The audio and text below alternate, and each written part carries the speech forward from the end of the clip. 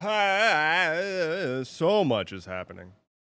So much is happening. Hello, everybody. My name is Endeavorance. It is Thursday, Juneteenth. It's Juneteenth, everybody. Oops. The dog has changed. The dog is doing. All right, that's the dog ruining everything. Hold on. Come here, bud. Get out from under the. He keeps getting stuck on my headphone cord. But before he actually destroys the entire stream setup, I'm gonna give the dog a Father, treat. help! My goodness. There is also now a total dice score counter at the bottom. Make it go up. Make the score go up while I give the dog a treat. Let's get this handled. Let's get this taken care of. Look at that. Look at this. What's this? Praise.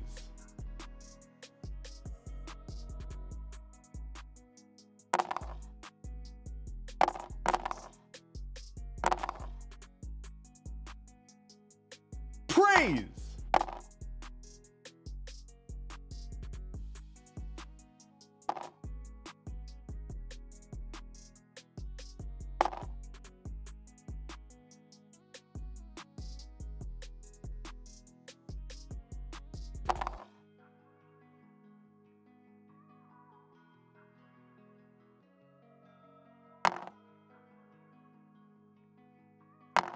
Oh damn, you're making that score go up.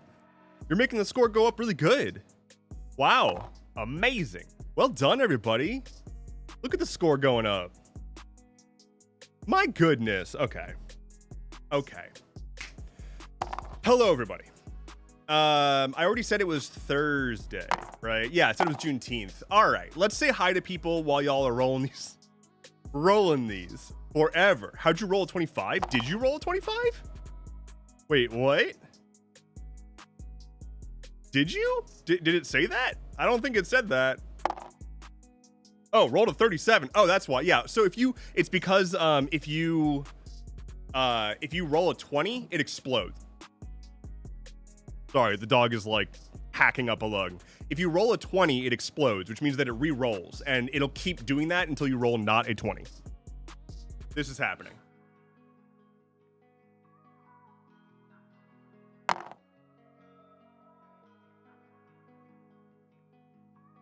Look at that. Look at that. Oh, it looks like I forgot to fix the emote thing. So maybe we'll fix that on stream today.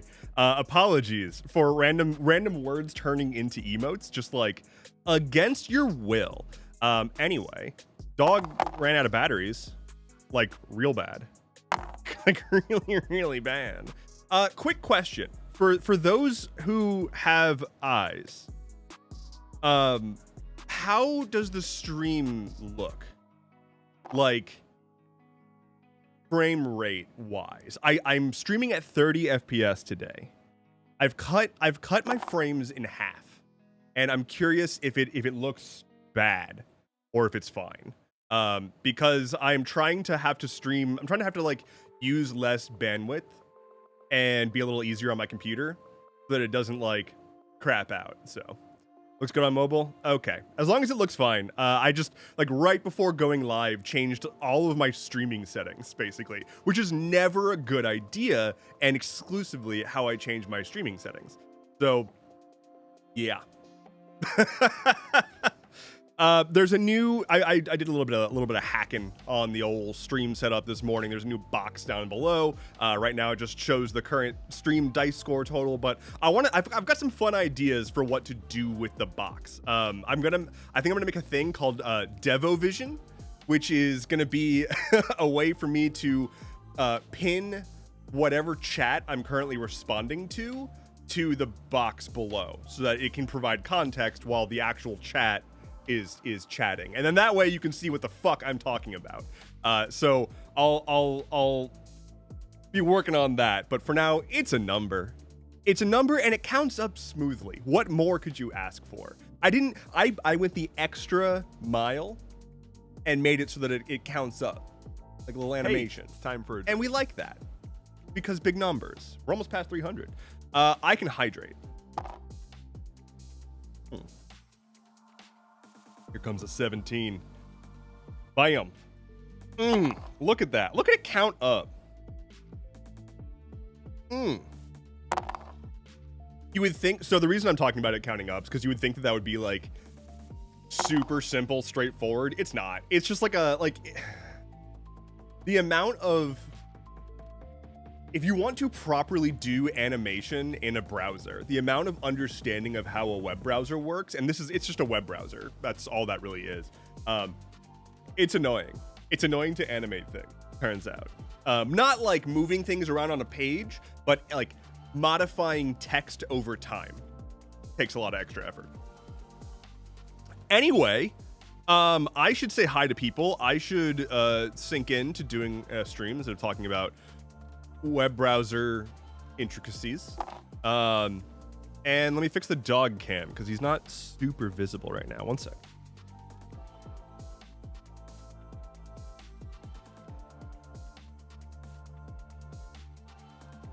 There we go. There we go. Okay. Hello. Okay. Oh, okay. Everything's fine. Everything's good. I now have a handle on life. Number go up, big number. Number go up, big number. Big number. And it go up. Incredible.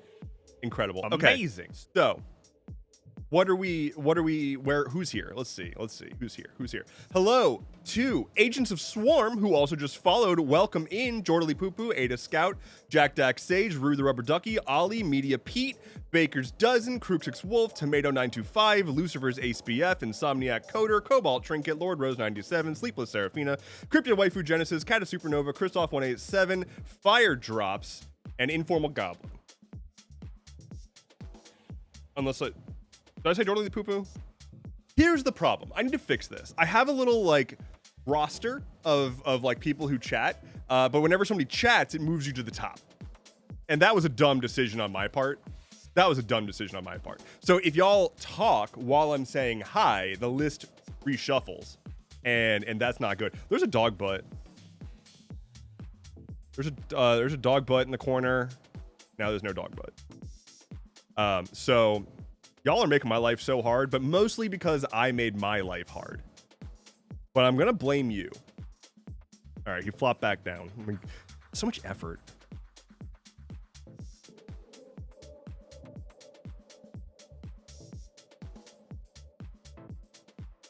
So much effort to keep this dog in frame. Let's see what people are talking about, because I have not been paying attention because I've been trying to keep track of my dog's whereabouts. So let's see. It is indeed Juneteenth. For those who don't know, Juneteenth is a U.S. I guess the term is holiday. It's more like a commemorative day. I believe it's. I don't remember what the status is of it being seen as a federal holiday since Trump took over, but pretty sure it's considered a federal holiday.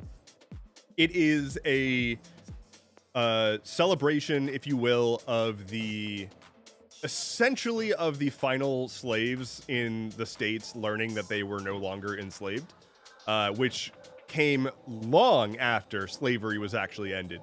It just, the word never got to them. So, yeah. So it's essentially a celebration of the actual end of slavery to some degree.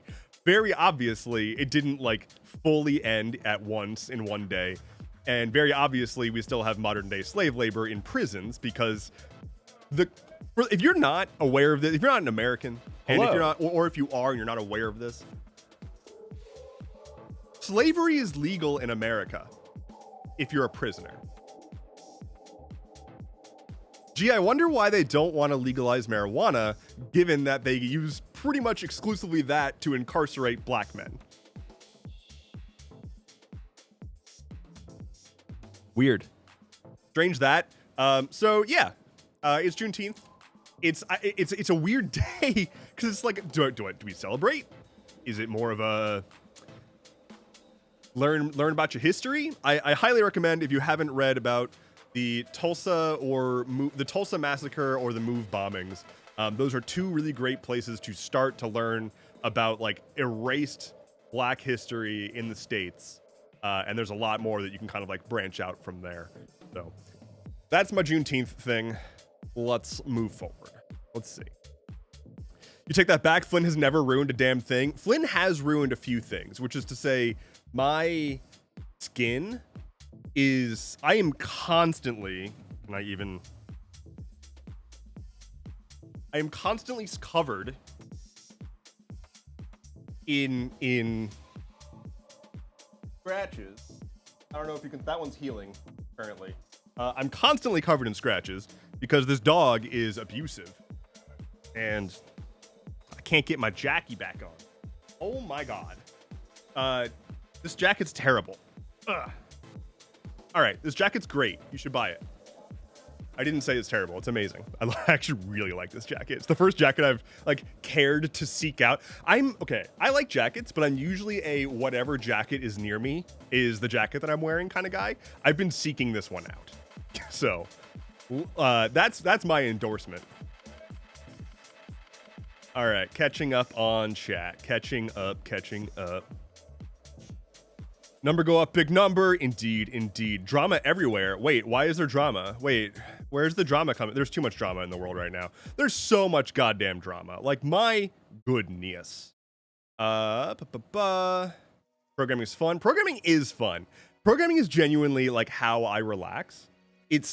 I was a software developer for 15 years professionally, and before that, probably many more years non-professionally, and it's just what I like to do. And if I learned anything from programming professionally, it's that I don't like to do it in an office because all I'm doing is implementing features to maximize shareholder value and not building something interesting. But as far as building something interesting, very much like doing that. Gaia Metra says, well, I'm at work, so, well, go home. Tell them that you are a doctor and wrote yourself a doctor's note that says, I have cancer of the right pinky finger. And they're going to be like, oh my God, that sounds terminal. And you're going to get to go home. Jack Doc Sage says, I have off today from Army. So yes, still fed holiday. I'm very glad that you said from Army. Like the, sort of like running gag in Arrested Development of just referring to the Army as Army. Unless that's right. I don't know shit about enlistment. If that's actually how you're supposed to refer to the Army, which I don't think is accurate.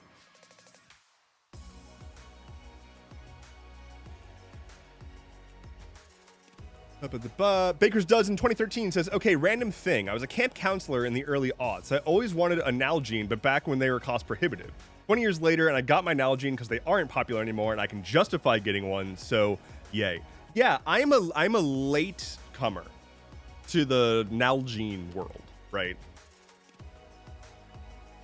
Largely, I got this because I didn't want to continue bogarting the large mason jar that I was using otherwise. I have like a 3 pint.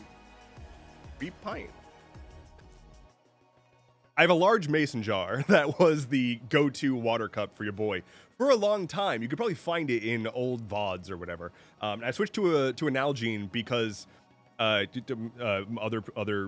were other uses for the mason jar, and I didn't want to keep exclusively using it to wet my whistle. Is that a term? That's a term. Yeah. Anyway, I'm an Nalgene boy now. It's fine. I don't want to pay $1 billion for a fucking Bluetooth connected, vacuum sealed, hot cold thermos. I just want a vessel that can hold liquid. That's all. Give me a vessel. And mostly the reason I like it is the classic, like, you know, you screw on the top and then you can carry it around like this. So like very frequently, like if I'm changing locations, I have like my laptop in one hand, I'm probably holding something else with this hand, and then like this is just looped around my pinky finger. So like you'll find me walking around holding a mug and my water wherever I go because I can't be caught without it. Like, look at this. Look how efficient this is.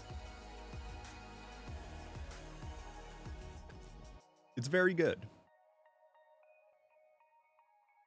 Don't like that prison fact? Yeah, I'm not a huge fan of that prison fact either. I don't think that we should be doing slavery. It's just my personal opinion. He did scratch you pretty good on stream recently, but he was so cute and excited, says Tomato. Look, I will forever and for always forgive Flynn for basically everything. Peace, so, starlings.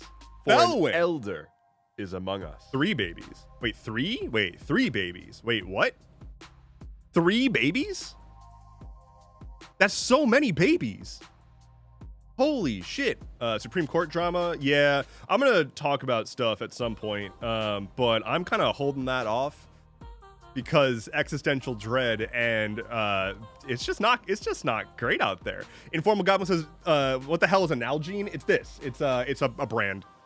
That's the the logo is very much worn off. They're just famous for making like these water bottles, and like before like I want to say, yeah, like early aughts-ish, they were very, very, very trendy. They were like the Stanley Cup of their time. But I feel like, and correct me if I'm wrong, but I feel like Nalgene was more of a boy thing. Like I knew a bunch of Nalgene boys. I didn't know any Nalgene girlies, you know? But I knew plenty of Nalgene boyos. It seems like the Nalgene was for the boyos and then the Stanley was for the girlies, but like those are also completely different eras, and maybe I wasn't paying attention. So correct me if I'm wrong. If you're a Nalgene girly, call me out. I'm a Nalgene AFAB.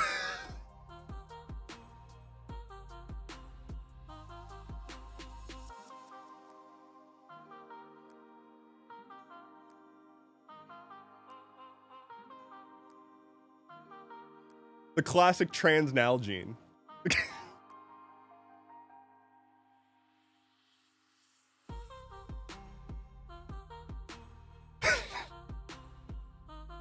They're transing the water bottles, everyone. They're transing the water bottles, and there's nothing we can do about it.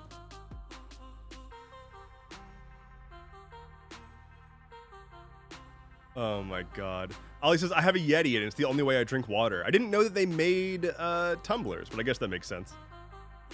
I have a Yeti cooler, and I'm not thrilled with it, if I'm being completely honest. No hate to your preferred drinking vessel. I know that a drinking vessel is the closest to someone's heart that you can really get. So no hate on your drinking vessel, but I'm not. I feel like I got ripped off with my Yeti cooler. 9 times 3 equals 27. So it's 27 months? What does 9 have to do? Oh, because 9 months is the duration of a pregnancy for a human, usually. And so you're saying that since you've been subscribed to my channel for 27 months, you've had 3 babies. Got it. Got it. Understood. My co-ed swim, we all had Nalgene. Well, that doesn't count because a swim team is in the water anyway. And you don't need to, I don't care about what water vessels are being used by people who live in the water to begin with, which is what a swim team does. They live in the water. I'm a meat popsicle, just wait till my existence is illegal.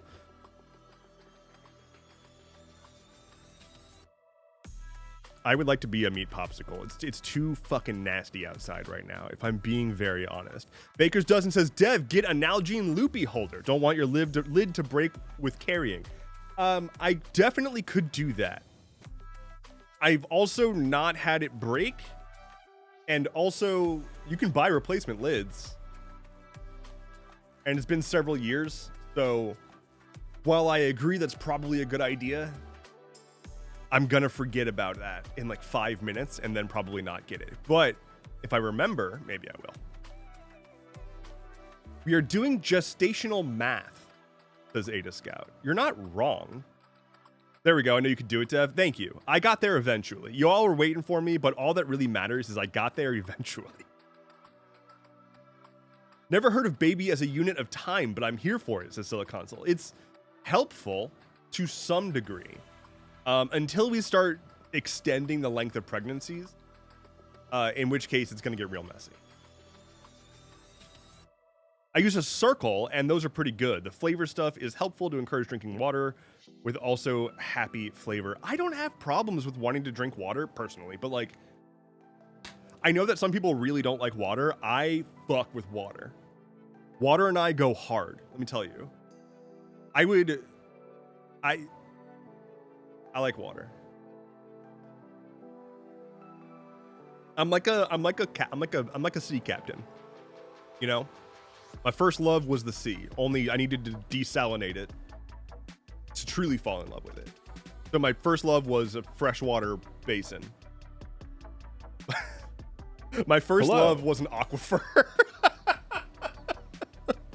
Burnt Out Bunny 1990. First of all, I've never related to someone's screen name more than ever. Second, welcome in and thank you for the follow. Talking about prisons, you've seen the panopticon and panopticon. Panopticon? What is? I'm gonna need to look at this up. One moment. Panopticon. What is that?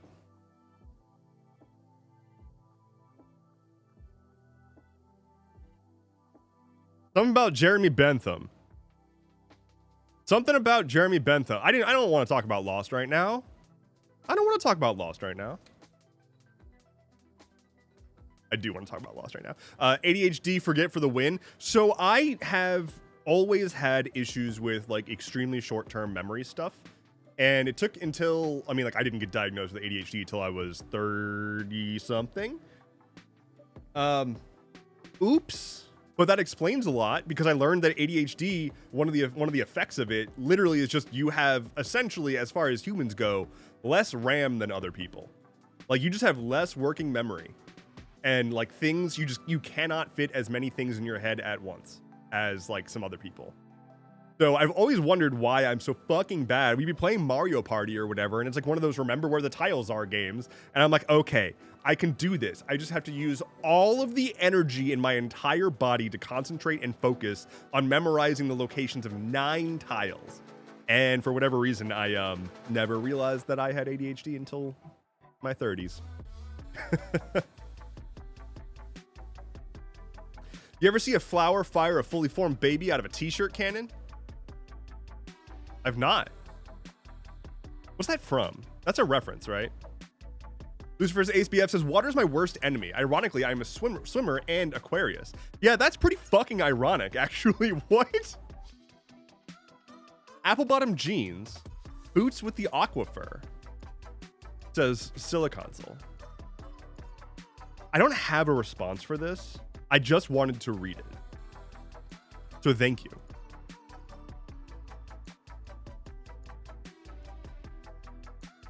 My goodness. Ram that into my brain. Oh no. Oh dear. I don't think we should be ramming things into our brains.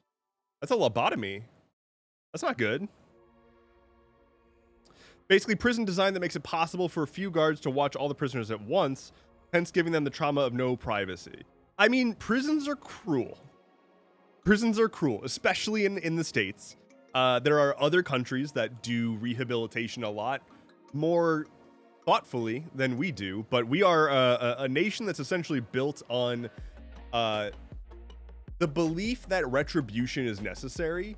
And if someone, like, for a country that purports to be a Christian nation, and I get that there's like a whole sect of like super religious Christians that are like very much repent through pain kind of people or whatever. Like they're, you know, tit for tat, like, you know, eye for an eye kind of justice. But for a country that's purportedly like very Christian, we are super cruel to people who could be given a second chance. Like we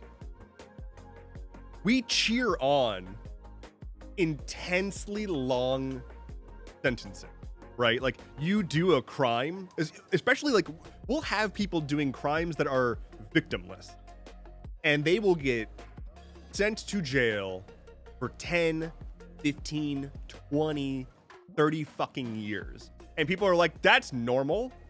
That's a thing. Like, what? We are such a one strike you're out nation. You fuck up once in the eyes of the law, they will take you out of society forever. There is not much of a difference between a getting incarcerated in the United States and a death sentence, because you're just going to be in and out of the system forever, and they're going to treat you like fucking garbage. That's not how you rehabilitate people. It's very fucking gross. We are trying to, we are already running out of years of people's lives to increase sentencing. Like, we already over sentence people so much that we can't make the sentences harsher.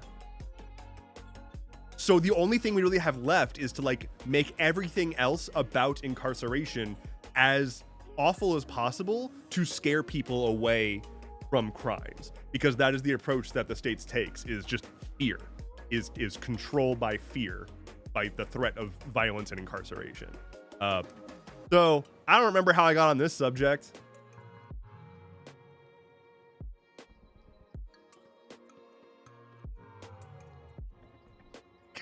I don't know how I got on this. I don't have a continuation to this rant. I'm just ranting.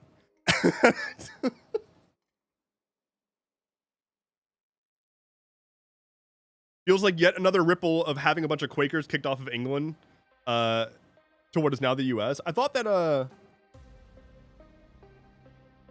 you mixing up Puritans and Quakers? And am I mixing up Puritans and Quakers? Because I'm sure Quakers are like the chill ones, right?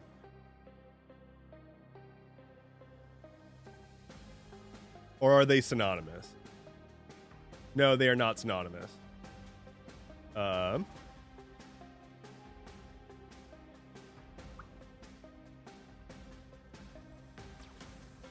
pretty sure the Quakers are the chill ones. Let's see.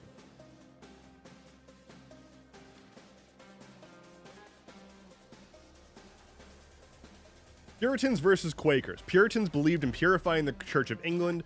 Quakers rejected formal religious institutions.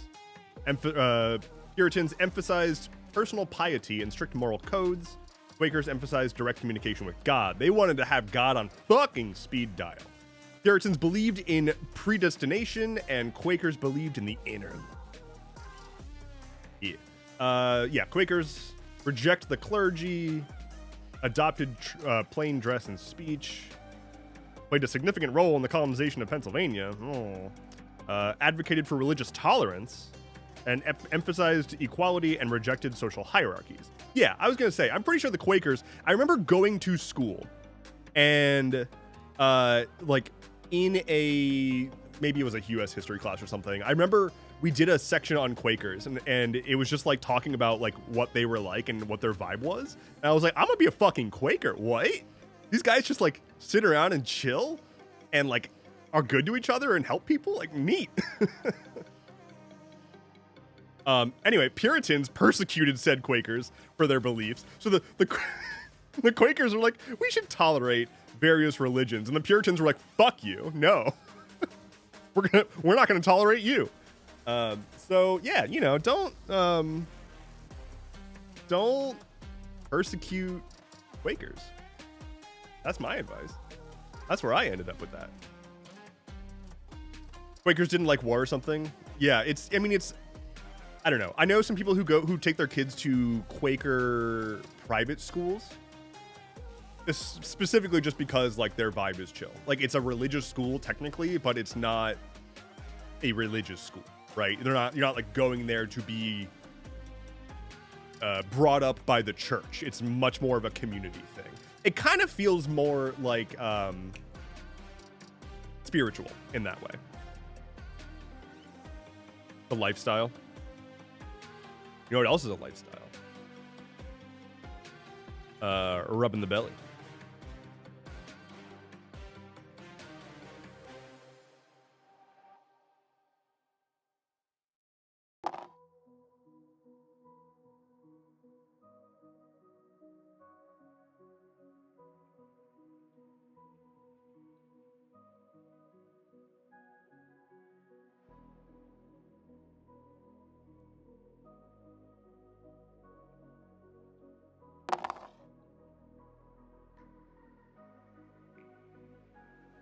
My preferred way of life. Generally. Zeta K44 says, let me correct myself, feels like another ripple of Puritans being kicked out of England. Yeah, the Puritans are the ones that did all the shit that basically set us up to not have freedoms, not have the ability to do shit.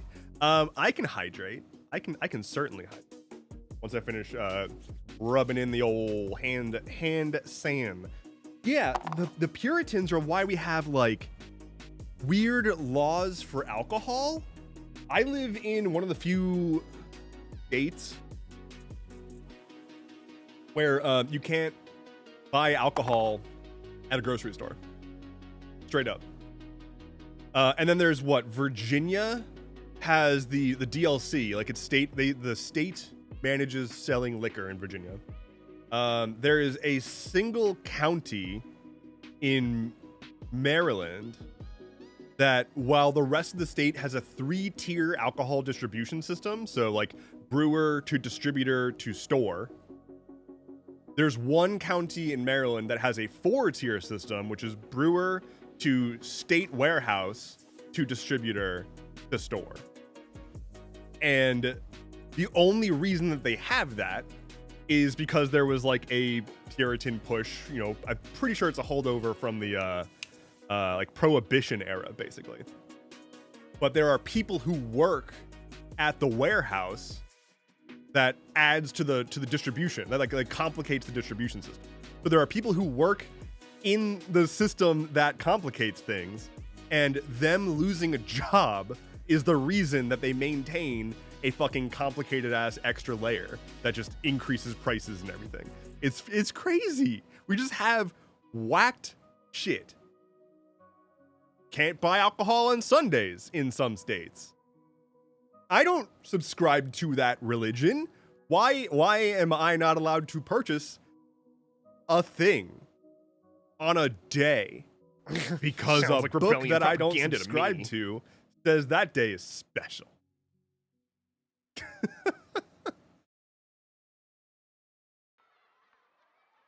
Also, alcohol kind of fucking sucks though. Like, I'm pretty over it. I like booze. Don't get me wrong. I like a good beer. I love a good cocktail.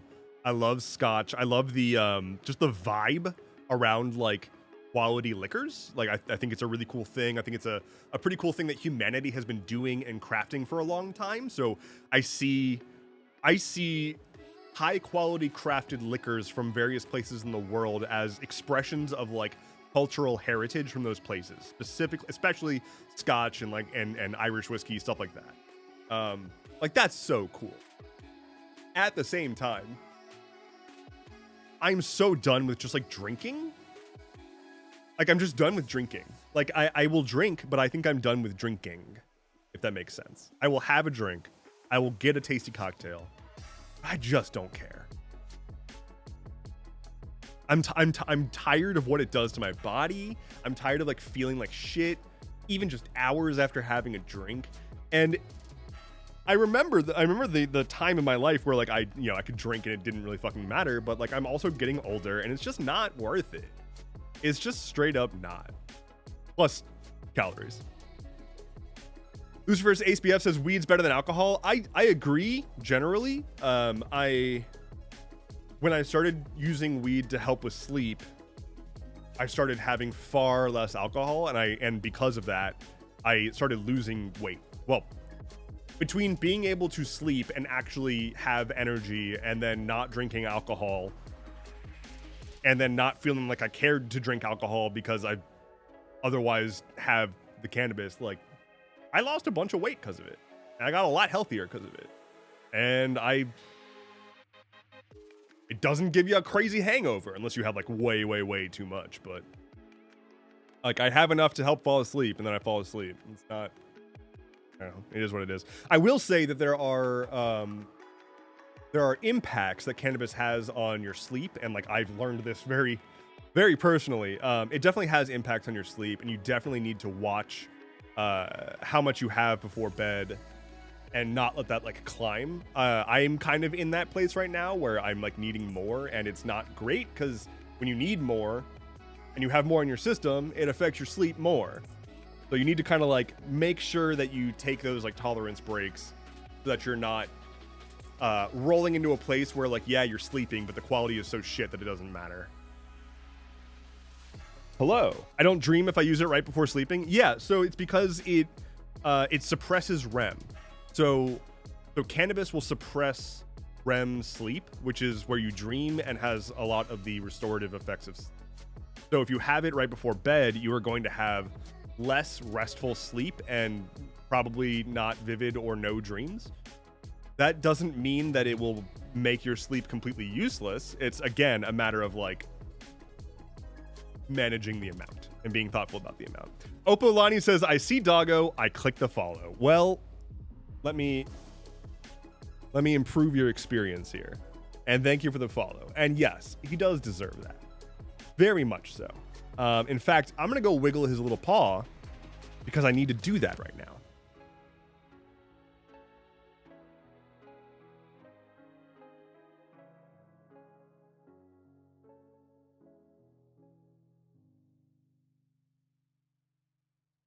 Little paw wiggle. It's important. Important to wiggle the paw. Y'all want to ride the roller coaster? I'm ready to sit. Please keep your hands, feet, hands, eyes, hands, and hair inside the vehicle at all times as we ride the roller coaster.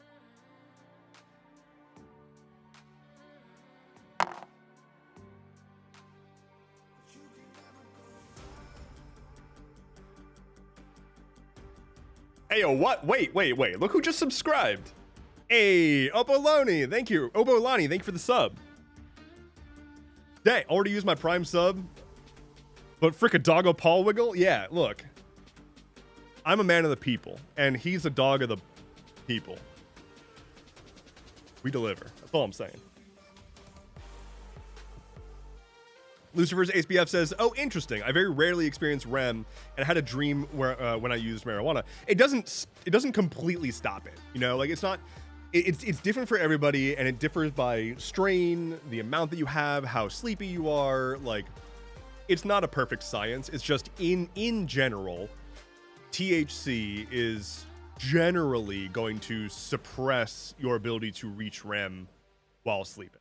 I can definitely say over years of having used it now to help us sleep virtually every night, and like I wear a watch to help track my sleep data, I definitely see a reduction in restful sleep. Like it definitely is a thing, and I need to like pay attention to that and tweak when necessary. Not tweak, well, tweak the amount that I'm taking when necessary. Oh, he's going in the bed. Hold on.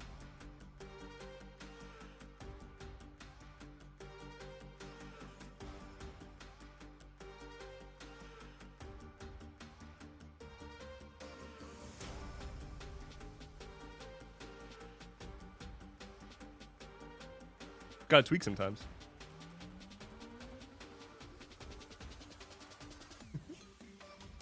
Gotta get comfy. Gotta make the bed comfy. Gotta make the bed comfy. When I do a tolerance break, the nightmares come back, says Burnt Out Bunny. Yeah, it's not great. I mean, it's not a good time, I would say. What I've been doing recently is just trying to reduce the amount that I take, but not just completely stop. And I have found that actually, like, it takes a little bit of willpower to be like, nah, I don't need any more. You just kind of have to trust the process. But yeah, sometimes I fall into a habit of like, I need to just knock myself out entirely. And it doesn't really pay off.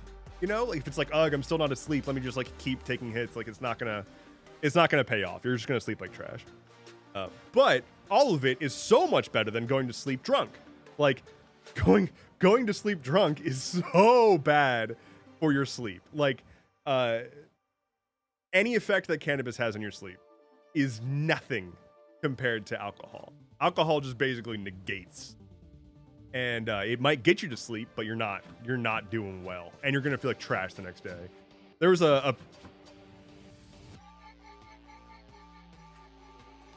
period of time in my life before I got my medical cannabis card where I was reaching for booze to help sleep, and it was not good. It wasn't good.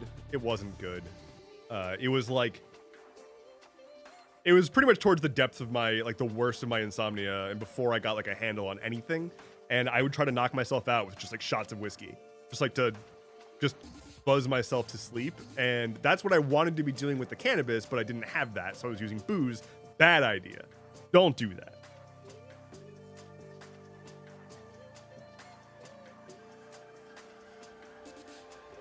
Opalani says, I'm also one of the sad population who react poorly to weed. That's unfortunate. That's very unfortunate. Yeah, so I never used weed until I was like in my 30s, right? I actually never used it. I was for a while like against it. Like when I was in my shittier phase, when I was like half my current age, I was actually like anti-weed for like very specific personal reasons. I had dealt with some trauma from multiple places in my life that were both centered around cannabis that had nothing really to do with me, but ended up like fucking my life up really bad regardless. And so for a while, I was just like super against it for no good reason. And I eventually chilled the fuck out. And then now I rely on it to live my life. Yeah, like I never really used it until recently. So my tolerance was super, super low when I started. But also it meant that like I had experienced like a life in which alcohol was the only real like altered state of mind that I had been used to. And I remember taking my first puff and being like, that's it? This is what we've been incarcerating people by like the hundreds of thousands for? This is nothing. Like, this is just chill. What? Like, I just kind of felt relaxed and sat for a bit. Why? And yeah, I pretty quickly realized like this is literally medicine. Like it would quell headaches that I had. It would cut through stomach aches that I had. It helps with my chronic tailbone pain. It helps with my anxiety, with sleep. It's wild how effective it is, and with so few side effects. And I'm not saying there's no side effects. There absolutely are, especially depending on how you take it. Like smoking and vaping are going to be bad for you regardless. And blitzing your brain out on way too many chemicals all the time is also not great. But like compared to basically any other option that I have for trying to use a substance of some kind to fall asleep, be it an illicit substance or a medicine that's specifically designed to help with sleep, I have not found a solution that has more of a direct impact and less side effects than cannabis. And I remember talking to my therapist about this for a while, because I have people in my life who I've lost to addiction, and I'm very spooked by addiction. And I'm very spooked by like long-term substance use. And so I remember talking to my therapist about how I was nervous about like long-term impacts that it'll have on me. And he was like, okay, but if you don't take it, what's going to happen? I'm going to be like, well, I won't sleep and I'm going to be miserable all the time. He was like, that's going to have long-term impacts on you too. It's almost like everything has long-term impacts. So he basically made me realize like it's a trade-off. I can choose to be miserable and do nothing about it. Or if I'm going to use a substance, I can make an informed decision about which one I want to use. And none of them are going to be perfect. But I have found one that works for me. Purple Onion 666 says, are you a dabber, a green smoker, or do you use edibles? I tend to use edibles and vapes. I don't love that I use a vape because vaping spooks me, you know, sort of what I just talked about. But it is the most like direct method that I'm okay with using. I don't want to smoke because I don't want to deal with the fire involved and have to deal with like rolling and putting things out and whatnot. And also I fucking hate the smell of burning cannabis. I fucking hate it. Like it's not that I just don't like the oppressive cloud of smell of funk that it brings. I don't mind it in small amounts. But it's the kind of thing where it's like if you walk into someone's house and it just reeks of weed, it's like I don't want to be And so like I don't want to do that to my own domicile. So I have a vape that like has basically no smell whatsoever, and I just like take a couple of puffs, and that's it. Like I'll do that, and then I'll usually take a couple of puffs and then an edible. So the puffs help me relax into a sleep, and the edible keeps me asleep. Yeah, that's typically what. I didn't start until I was prescribed it for seizures, says Fun. Yeah, I remember a long time ago, like probably more than 15 years ago now. I remember seeing a thing about a study with cannabis oil, and they used it as a experimental medication for seizures on like a child who had debilitating seizures, and nothing was working. And then they tried a tiny bit of cannabis oil, and it just fixed it. Done, no more seizures. And it's like, oh. I wonder why the big pharma industry doesn't want this to be readily available.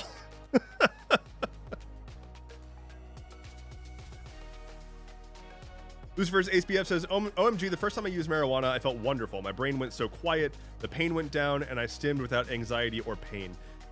Yeah, I mean, like, it's mostly the anxiety and getting stuck in my head. The issue that I have with sleep is, like, sleep anxiety. I'm not sleeping, so I'm anxious about getting to sleep, so I'm not sleeping. It basically just helps me break that cycle while also, like, relaxing my body.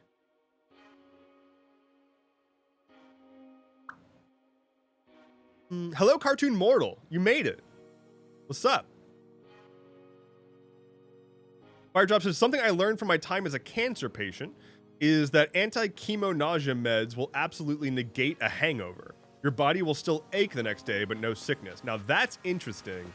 Unfortunately, I'm assuming anti-chemo nausea meds are not over the counter. Like they're not available at my local pharmacy.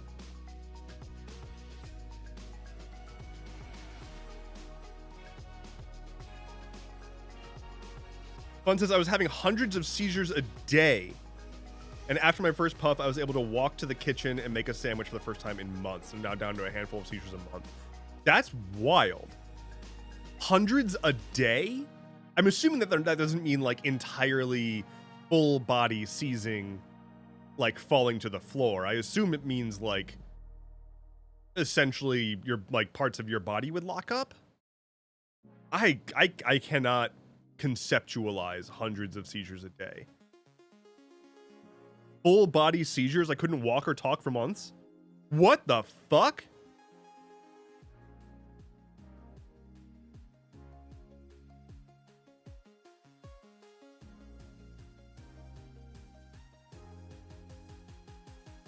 I'm glad that you're doing better. That's all I think I can say. I think that's all that I can say is that I'm glad you're doing better. Because I can't even, I'm thinking about, so, okay, little known fact. This boy, this little lump right here, has epilepsy. He has epilepsy and used to get seizures every few weeks maybe, once they kind of started. And I got him on medication that helped a good amount, and he like started having fewer seizures, but would still have the occasional seizure and the occasional like confused episode. And funnily enough, COVID fucked up the supply chain for the medication that he was using, and I switched him to a different medication, and he has had no seizures since then. So since COVID began and I switched him to a different medication, I haven't seen him have a seizure, at least. So I'm very, very happy about it. But I remember, like, I'm thinking about his seizures and how terrifying they were. And then I'm thinking about the idea of a human experiencing that hundreds of times a day. God.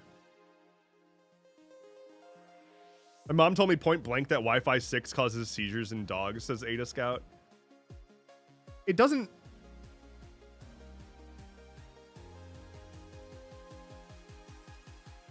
Like, the whole completely not understanding how anything works but making assertions about how things work thing that people do boggles the mind, because it's never it's never remotely sensible. There's a lot of dogs and there's a lot of Wi-Fi. And Wi-Fi just kind of goes in every direction. So if Wi-Fi gave dogs seizures, basically every dog ever would be seizing. I'm thinking about also the guy, there's a really famous clip of a dude, I believe he was at like a Costco, and he's like getting checked out and he refuses to let them use the barcode on like some of the food items that he has, or use the barcode scanner on some of the food items he has, because he's like, I don't want the radiation from the barcode scanner on my food. So instead he had a shirt that he printed out a barcode on, and he was like, scan this instead. So it's like, by your logic, you're okay with that? You're okay with the radiation on your chest? But also that's not radiation? It's not how that works?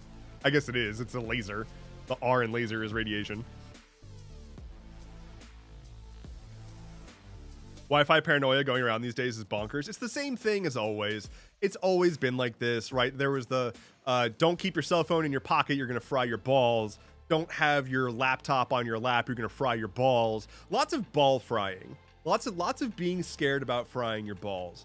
Don't 5G causes COVID or whatever.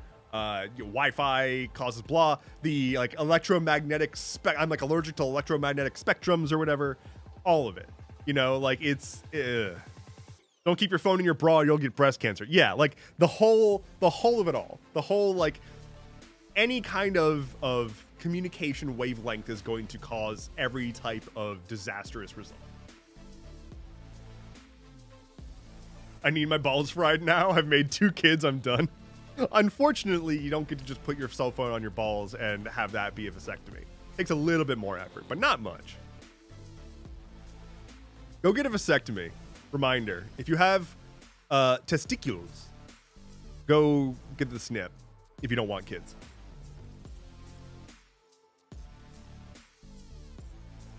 Because as a reminder, it is easy, it is relatively affordable, and sometimes completely covered by insurance, and also very fast and painless. Mostly painless, almost entirely painless. Mine's scheduled for September? Hell yeah. Hell yes, Cole. Do it. Oh, and Cat of Supernova says my partner's gonna give a vasectomy tomorrow. Hell yeah. Be good to them. It's not that, the recovery is really not that bad. But still, like, be nice to them. The recovery is so much less bad. I feel like there's a lot of popular media that came out in the early aughts joking about vasectomies. Like, a lot of sitcoms made that a plot point. And it was always like the dude was essentially bedridden or was, like, walking very slowly, like, oh, my balls, like, all the time. And it's just not, that's just not the case. It's just not how it is. You're going to finish up. They're gonna numb you. They're gonna do the thing. You're not even gonna notice that they've done the procedure. Like, the only pain in the entire procedure was when they were injecting the original numbing stuff, because there wasn't already numbing stuff.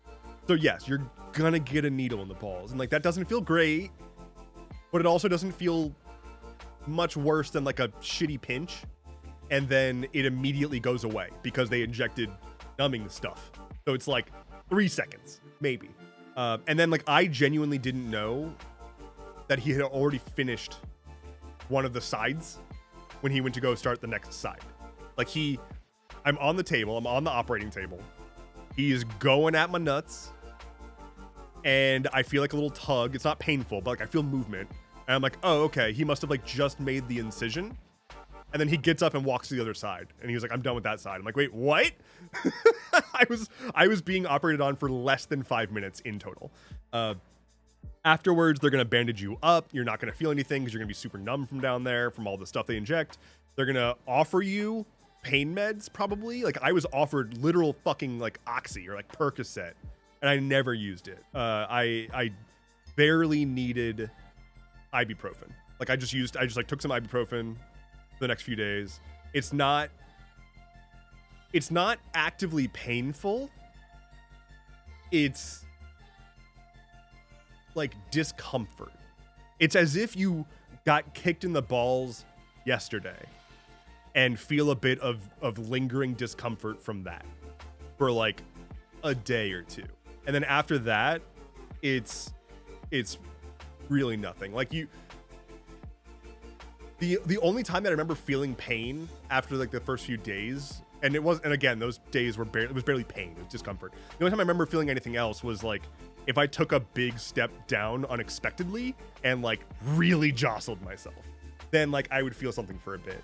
But just a few months out, and it's like it's like it never happened. You won't even remember. Like you're gonna be like, oh yeah, I did that, didn't I?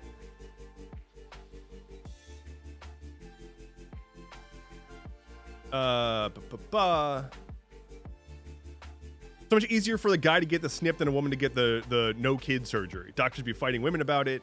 They'll be like, but you want kids in the future. Yeah, the whole pushing back on a person who wants to make a decision about their reproductive organs is fucked. It's so shitty. And yeah, that's just a fact, unfortunately. Languel says, still waiting for injectable male birth control to come out. Is that because you want to be able to like turn it back off? Because I can't imagine that the injectable birth control stuff is going to be less invasive or painful than a vasectomy. Loose/baggy or supportive pants afterwards. So they're going to give you essentially gauze underwear. So it doesn't really matter because they're going to give you a thing that like tightly kind of keeps everything in position with gauze pressed up against it. So you can just wear whatever's comfortable. I would recommend like sweatpants, and maybe like boxers, like relatively loose boxers that you can put over the bandage panties they're gonna give you. Burnt Bunny says, I've literally been told I'm not married and can't make that decision. What in the fuck? What in the fuck? Is it like the 60s and you're opening a bank account? What in the fuck? This convo has me craving dumplings. Oh no. Oh no. Yeah, while I was getting my balls cauterized. So while it's happening, you're gonna smell the smell of them cauterizing your balls. And none of it hurts, I promise. But you do smell it. And then my doctor started to talk to me about his favorite barbecue place and how much he loves barbecue food. As we were sitting there smelling my burning flesh, I guess that must have reminded him.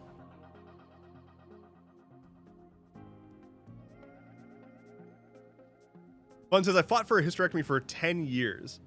Oh God.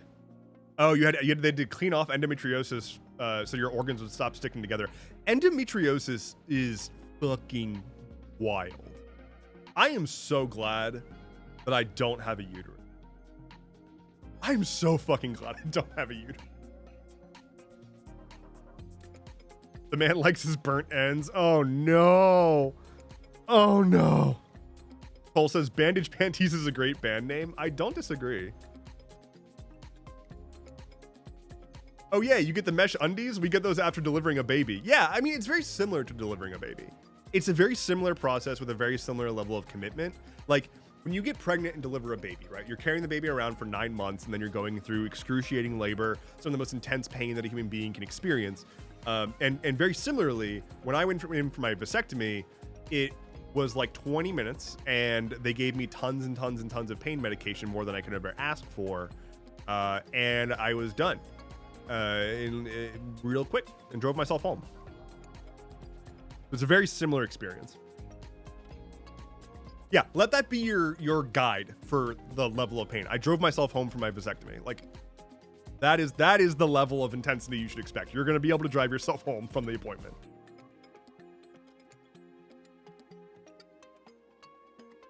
The other Bryce says, I hadn't eaten before mine and my stomach was growling during my vasectomy. It was a weird combo. Oh no. Oh God. Oh no, man. All this ball cutting is making me hungry. All the pain medicine and you drove home? Impressive. No, to be clear, I was not on pain medicine while driving home.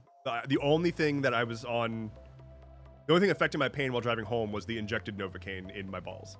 So like the medicine was for when that wears off, which again, when it wore off, which takes like over 24 hours, it was not a problem by then.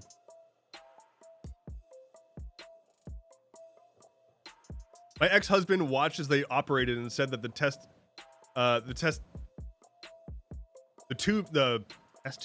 tubes look like macaroni. It's not. Isn't that? Or is that different from fallopian tubes? Am I dumb? Oh, his ball tubes, his vas deferens. You're talking about them deferens.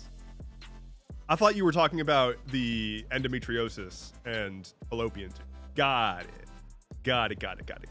Welcome to my stream, by the way, where we're talking about sexual reproductive organs and sexual health decisions and the operations therein. Apparently, that's the subject right now. I could be talking about the escalating war that Israel started and whether or not the United States is going to get involved into another war in the Middle East. But this is more important. Because Saul, I really did it. Bam. 485. Hell yeah. Like the touch grass moment of the convo. Touch balls. Much more calming to talk about my balls being poked. Safe sex is always more important than war, says Halsbrook. That's a quote. Safe sex is always more important than war. Sounds like rebellion propaganda to me. I like the idea of, so kind of supernova, you said, I definitely prefer this conversation over war. And I mixed up that line with what Halsbrook said. So I just read it as, I definitely prefer safe sex over war. And that is a t-shirt slogan right there. When it comes to choosing between sex and war, I prefer sex personally. I know it's different for everyone. The great DoorDash scrolling convo. Look at this color spin.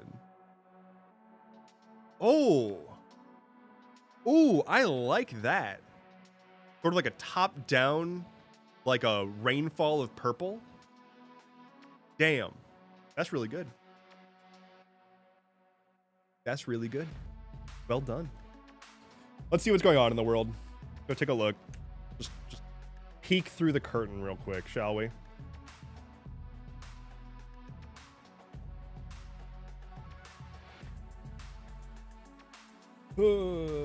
Songs of the summer, it says.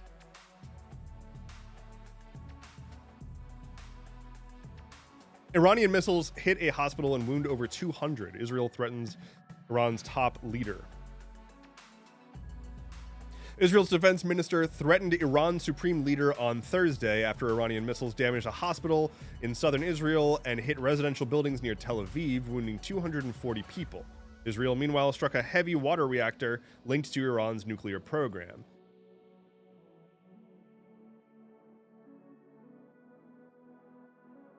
Look, I know a lot of people right now are like seeing this as a comeuppance, right? Like Israel's been fucking around, now they're finding out. I'm all for the idea of Iran has a right to defend themselves, right? Like I get that. I agree. I don't believe the Western rhetoric about Iran. I don't buy that version of the story.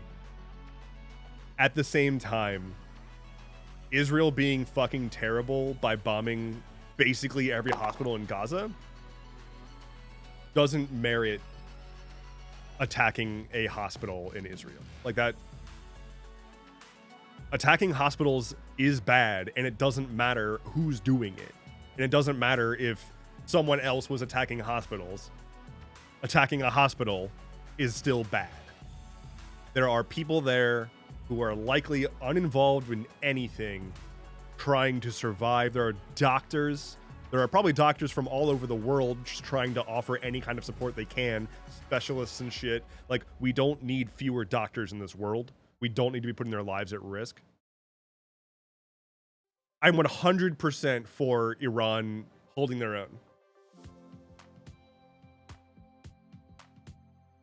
Don't target hospitals.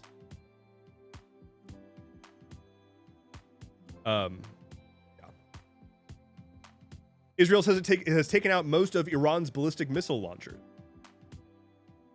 They said that they've destroyed around 2/3 of Iran's ballistic missile launchers. The official who spoke on anonymity said that Iran still has over 100 operational losses or launchers, but losses have contributed to a steady decline of attacks since the start of the conflict. So something kind of interesting is that Iran's approach to this attack was to essentially like overwhelm the Iron Dome with shittier missiles before sending their actual good missiles. So the Iron Dome, for those who don't know, is a protective system that the US funds for Israel that is a missile interceptor system. It's a grid of interceptor launchers that shoot missiles up to strike missiles in the air before they hit. So in theory, it's supposed to help prevent missile strikes on the general population. What Iran did was waste all of their anti-missile ammo on like shitty missiles that Iran didn't want to actually have hit. And then once they started to actually wear thin Israel's stockpile, then they started shooting their actual missiles that actually had an impact, getting past the Iron Dome.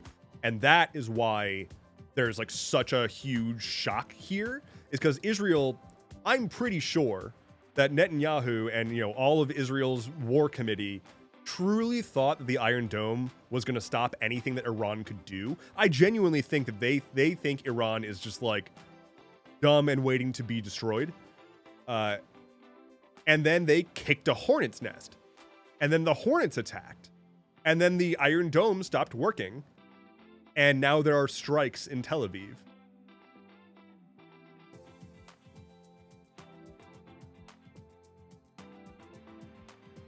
Don't kick a hornet's nest? Don't do that?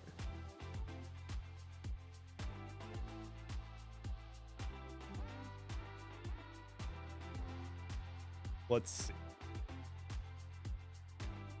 ICE raids and their uncertainty scare off workers and baffle businesses.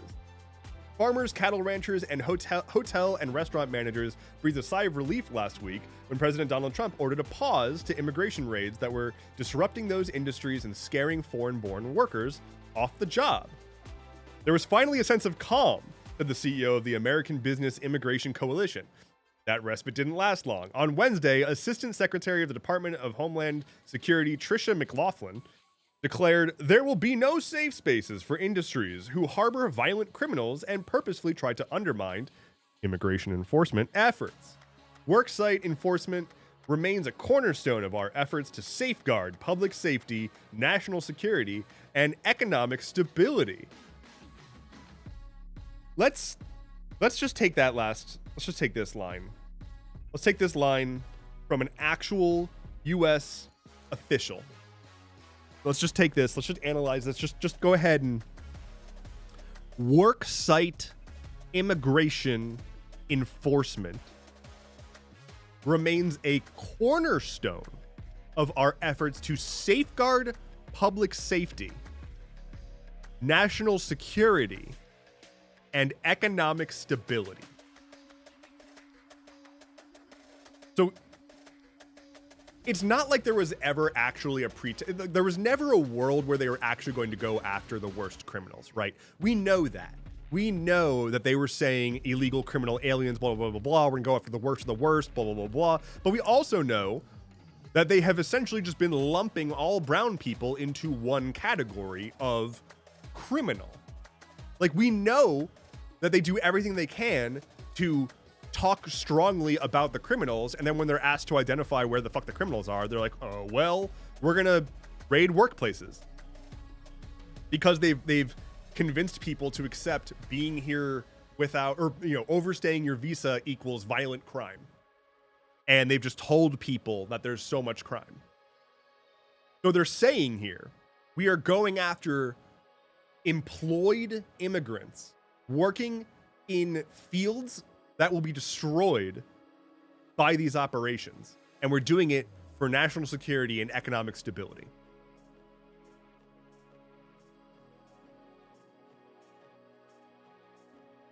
Yeah, I don't know about that one. I don't know about that one. I don't think that's a good idea, actually. I think what would be a good idea is for every single official in the Trump administration to take a cyanide capsule. I think that would be a good idea. That would be a wonderful idea. I think most of the world would appreciate that. You could just do us all a little favor. Like, imagine having a country who spent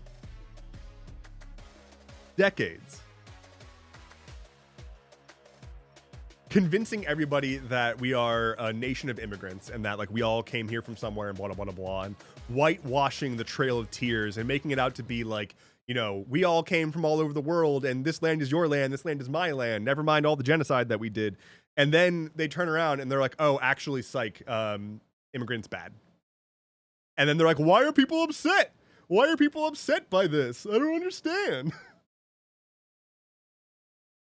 Let's see. What kind of music? What kind of music? What kind of music? We're going to change up the music to ambient vibes. We haven't done ambient in a while. Let me turn the volume up a little bit. Okay. Anyway, yeah, it's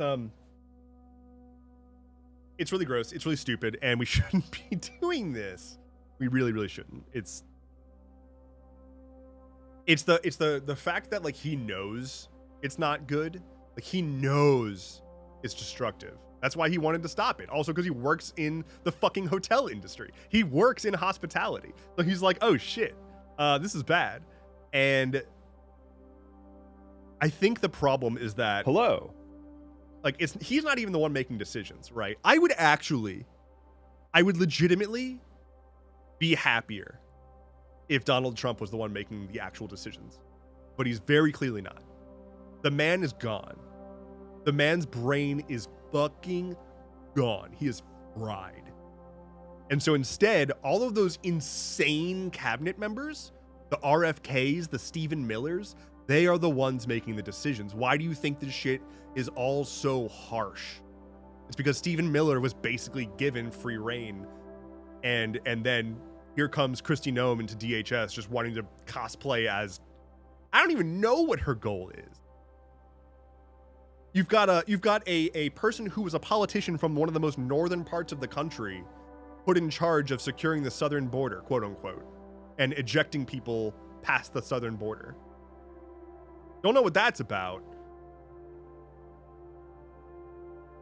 But yeah, like if Trump was the actual one making decisions, not that I think that he is a good decision maker, but if he was the one making decisions, they would be tepid as hell because he doesn't do things that that make him have to do effort.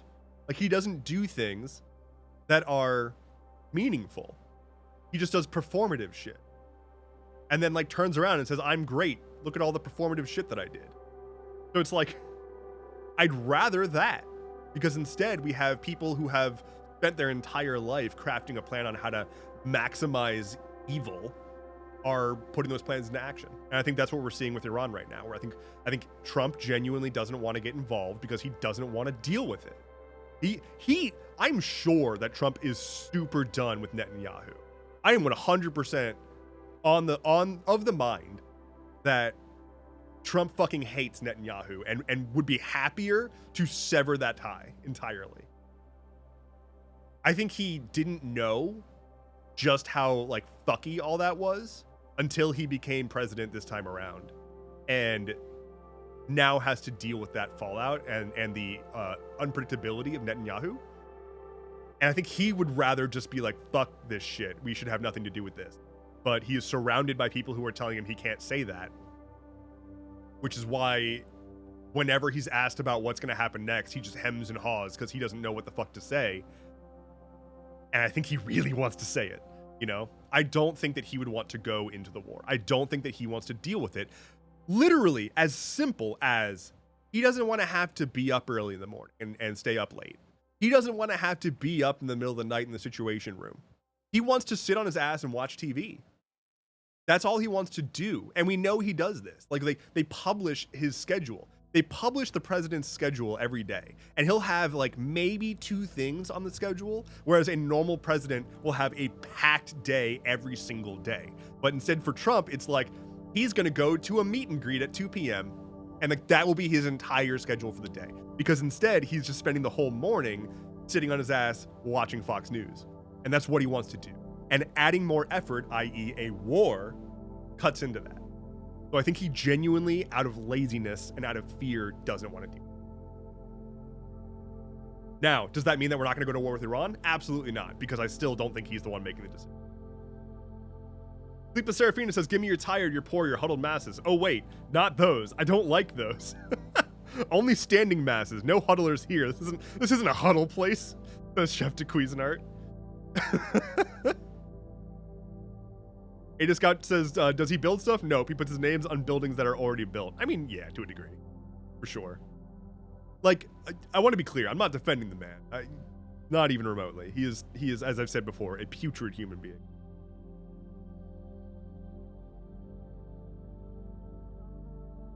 I'm going to be right back. I need to go pee in a toilet, and when I get back, then I'll have done that. Aren't you glad that I explained that for you? Yeah. All right. I'll be right back. Don't go anywhere. Stream's not over. BRB, keep an eye on Flynn for me.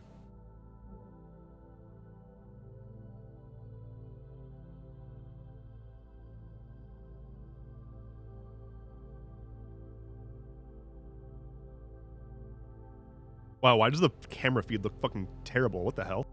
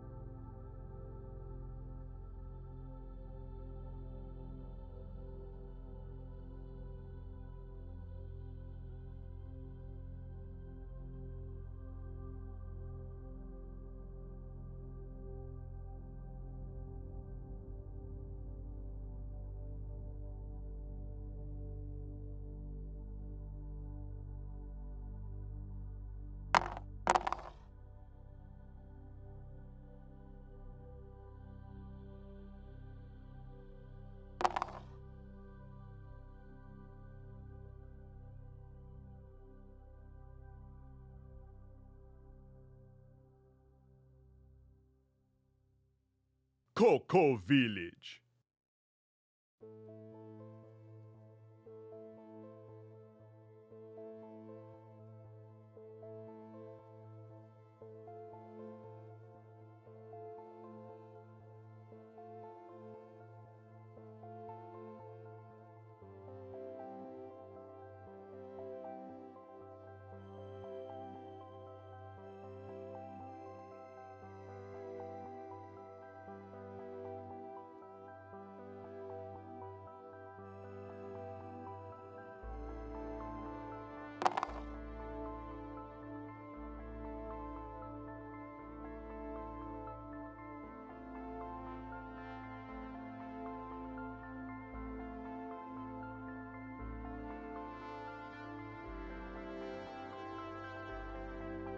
Amazing.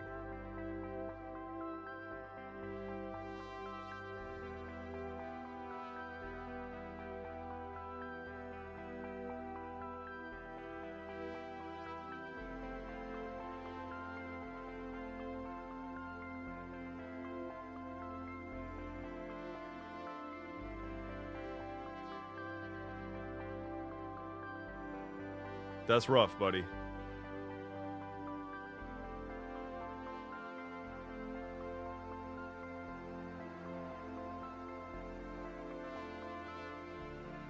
I'm back, bitches. And hello to Hellboo02. Hellboo02. What's up? Welcome in. And Woobert2. Hello, hello. How's it going? I got a macro bar. Look at this. Damn. It's got 11 G-forces of protein. Damn. Let's see. Oh. That looks like a amazing. It looks like one of those bars that's like a nutrient bar from like a sci-fi like dystopia where it's like, here's your ration. Let's see if it tastes like rations.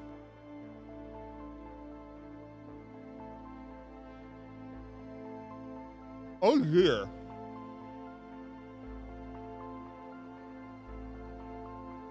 That is not the consistency I was expecting.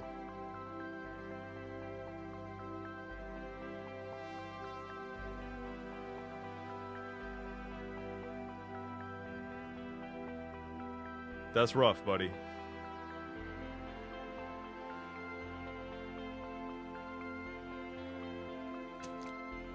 Gonna put that over there for now.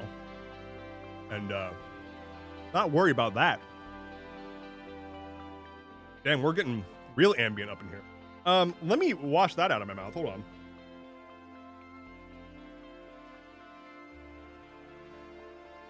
My goodness. Also, did you guys go like super hard on the dice while I was gone? I'm pretty sure it was like 4 something when I left, and now it's 670. That's a lot. Like, damn. Hello, the Admiral Trench. Welcome in. Thank you for the follow. How's it go? I hope it go good. I hope it's going wonderful. I hope it's going about as good as that dog. Look at that dog. Why is the camera feed so bad? Whatever. We're dealing. Good right now, only been 2 hours? Yeah, well, you know, time is an illusion. So it's actually been 200 hours. But I made it feel like 2 for you. So you could be here. Camera feed struggling with low light. Could be.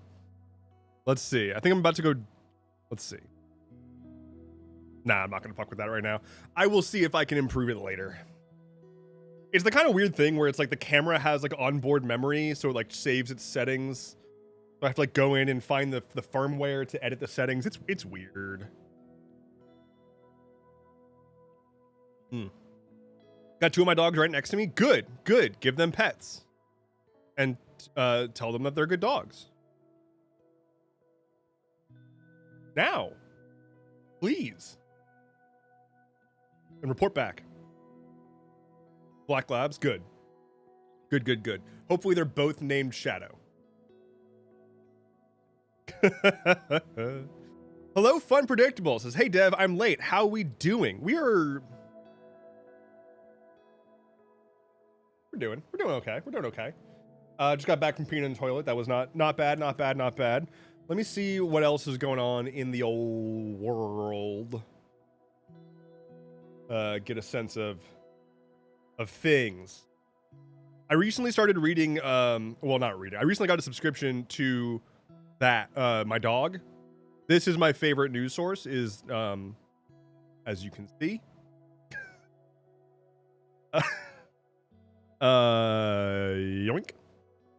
Yoink. Financial Times. FT. The old foot. The old foot. I've actually really been enjoying some of their reporting recently. They They say things a lot more clearly than some other outlets that I've been reading. So I'm okay with that. Israel's defense minister says Khamenei cannot continue to exist. Cool. All right. Here's the thing. Okay, we know they don't have nukes. To be clear, we know that they don't have nukes. And they're trying to make us believe they've got nukes, but we know they don't.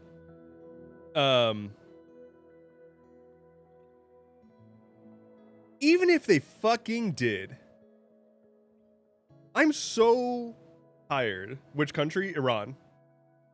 I'm so tired of this assertion that like Iran is not allowed to have nukes. Like certain countries are not allowed to have nukes because we don't like them? And like, what? Like,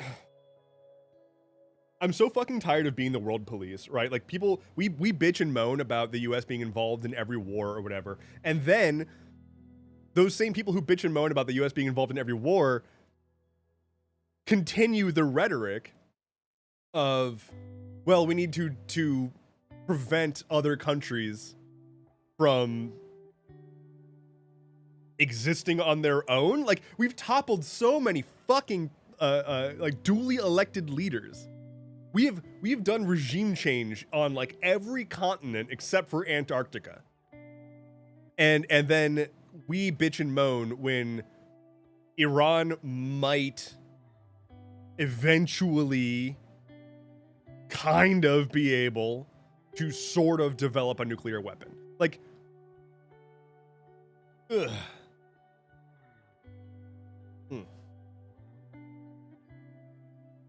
Link for the Discord. Yep, there it is.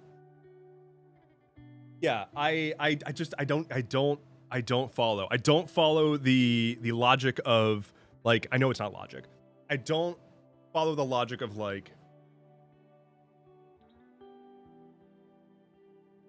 we have to stop them from having autonomy, because if they get autonomy, they'll be able to hold us accountable. Like that's all it comes down to, but they don't want to say hold us accountable. It's not hard to develop a nuclear weapon, by the way. I mean, it kind of is hard. It's a little difficult to develop a nuclear weapon. I wouldn't say it's not that hard. In a geopolitical world where there are like spies and constant eyes on everything that you do. Like, it's more than just enriching uranium and putting it in a missile, you know? Like, I am trying to hold back a sneeze and have been trying to hold back a sneeze for a full minute, so hold on. Okay. Yeah, like, so Iran doesn't have nukes, and Iran probably won't have nukes for a long time, and Iran doesn't seem to be trying to make nukes. And our own intelligence said that. Like, our own intelligence stated that there is just, like, no operation happening in which Iran's close to having nukes.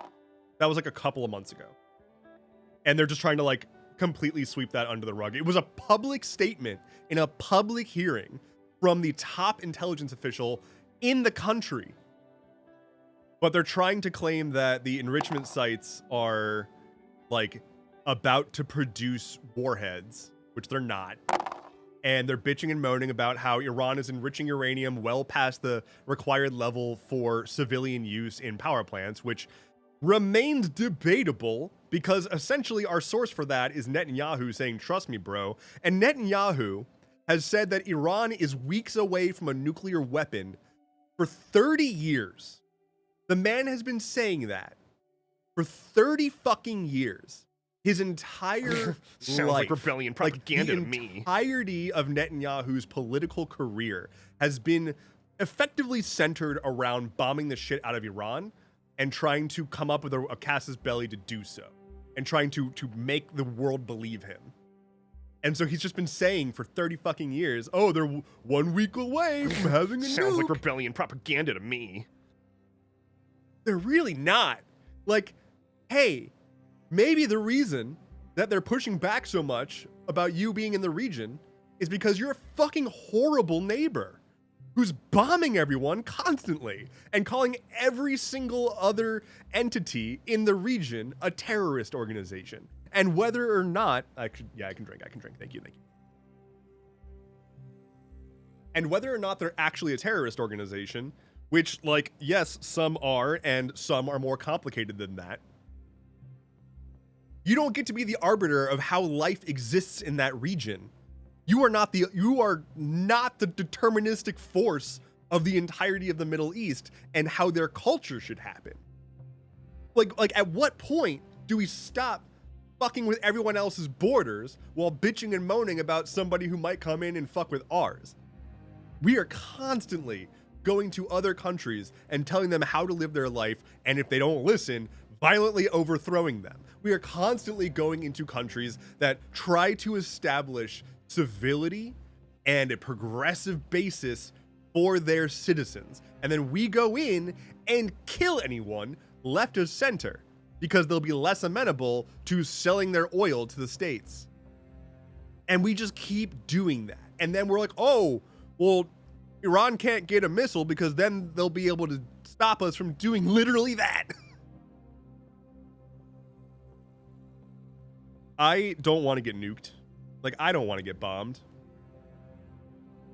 At the same time, I think the likelihood of being bombed from Iran is extremely low. Mostly because they don't have nukes.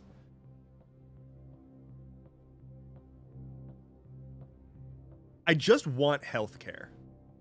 I just want trains and healthcare. I just want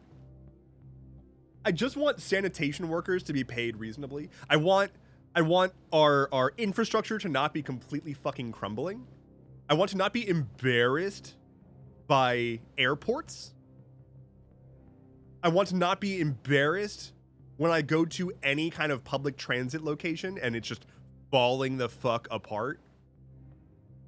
But instead of that, we have endless wars in the Middle East and masked federal agents ripping people out of their literal places of work while they're contributing to our society for the purposes, apparently, of national security. What country are you from? I am from free country, USA. Israel said preemptive defensive strikes when they attacked first. Preemptive defensive strikes.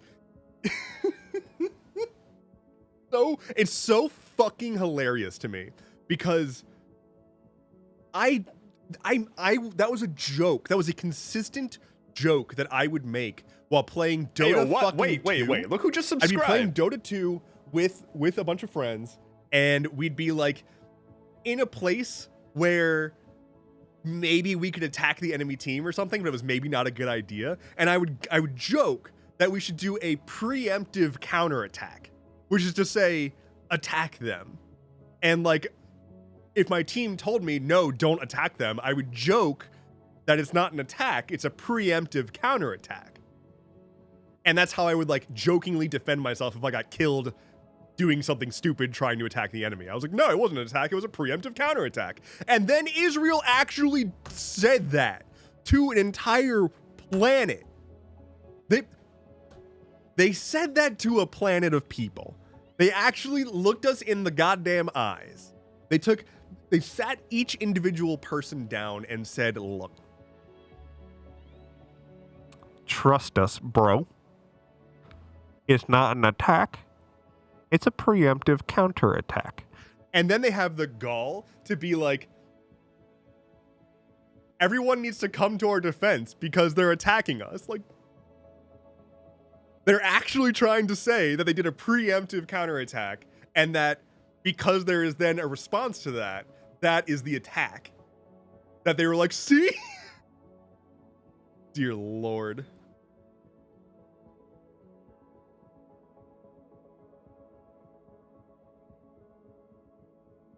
Oh my God. Man just wants healthcare and trains more at 11.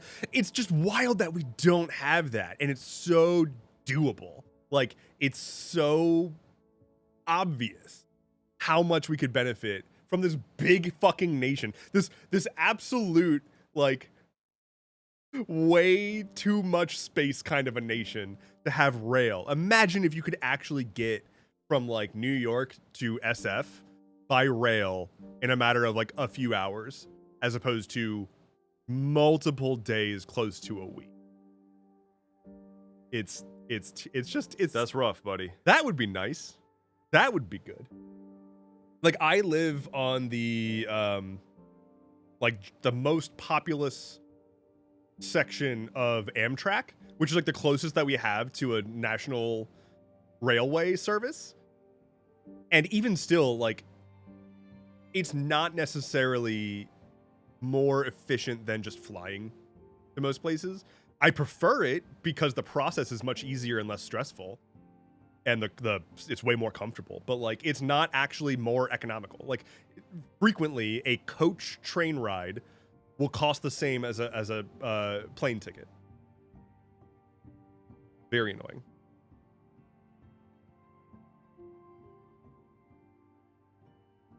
Heard a video on American healthcare. It costs more to have insurance than to not. Yeah, so most insurance in the States comes through being employed. It's usually tied to your employment. If you have healthcare, it's usually tied to your employment, and that's not a guarantee. It is nowhere near guaranteed that you will get healthcare if you are employed. It is perfectly possible, if not common, to work full time and not receive healthcare from your company. And in that case, you then have to go buy your own healthcare plan through the like exchange system, which was set up only as recently as Obama. Like, pre-Obama, there really wasn't a fucking option. Oh my god, it's so bad. And then yeah, like, there are legitimately cases where it's like I have health insurance, and in American health insurance there is this concept of a deductible. And what that is essentially an amount of money that you have to pay before your insurance kicks in. So there's, depending on your insurance plan, which you're paying money for, you are paying money to the insurance company to have insurance, and a part of the plan that you're paying for says until you've spent at least, I don't know, $3,000 to $5,000 of your own money, we won't cover anything. And so there is a concept, a common concept in American healthcare system, where you talk about having to burn through your deductible, and you have to consider how much healthcare do I think I'm going to have this year, and like, what can I use to burn through my deductible so that later on I can have my insurance cover the things I need to cover and plan for my fucking financial well-being. It's insanity. It is bazonkers. There's also two different kinds of like additional, it's, oh my god. We have two things in the States that are both effectively the same thing but slightly different. An FSA and an HSA. An FSA is, I think, a flexible spending account, and an HSA is a healthcare spending account. And they are both potential add-ons to your healthcare plan, which are a special account, like a bank account basically, that gets money put in pre-taxed that you can then spend like specifically on certain medical items and procedures. And one of them, I believe, is an account that you can keep for the rest of your life, and the other one, if you don't use it by the end of the year, you lose the money in it. So it's like, if you want to make use of this medical benefit, you have to guesstimate how much money you're going to spend on yourself on medical expenses in a year, and if you overshoot that, you lose money. Like, it's truly diabolical how shitty the healthcare in the States is. My dad recently had issues with getting healthcare coverage because he switched to a different provider within the same parent company for healthcare, and the two sub companies of the same parent company didn't have shared systems and didn't have a protocol for contacting each other about user data. So my dad switched plans. One of them fucked up and did not enable the plan, and the other one already closed his previous account, and neither of these two offices could talk to each other about getting it fixed. So he just was being sent back and forth forever to everyone in the office, basically saying, oh, we can't do that, call this number. Oh, we can't do that, call this number. Meanwhile, he's paying them money for health insurance.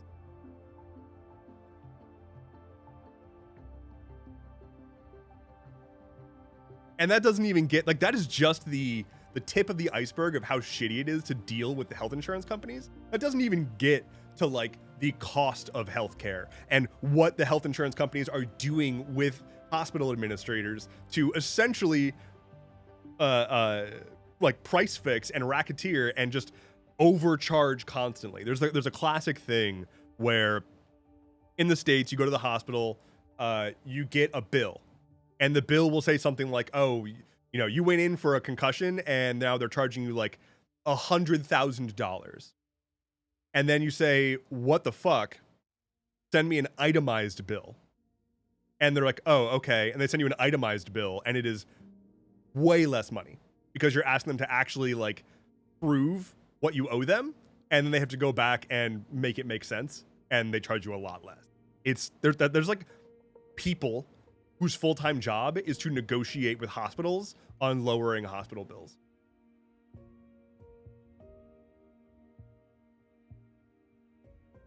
All the while, people actively say, don't call me an ambulance even though I'm dying because I can't afford it. Reminder, ambulances cost thousands of dollars per trip in the United States. I have personally come across a dude who was ODing on the street who told me not to call him an ambulance because it would just ruin his life.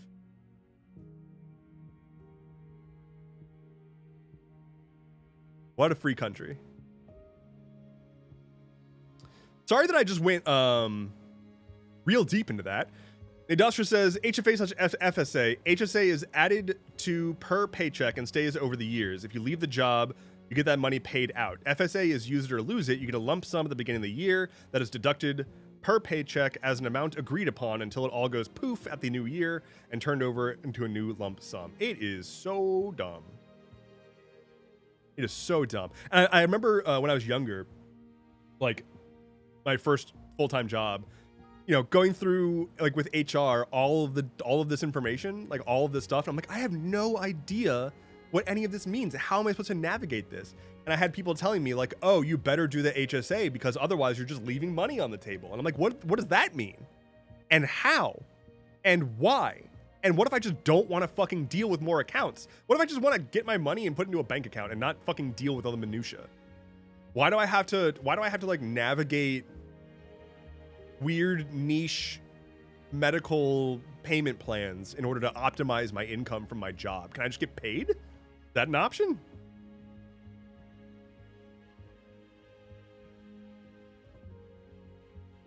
My wife and I are on a family plan for my work, and my ER copay was $500 for walking in. Yeah. That'll do it. I've only been to the ER like once, and it was not cheap.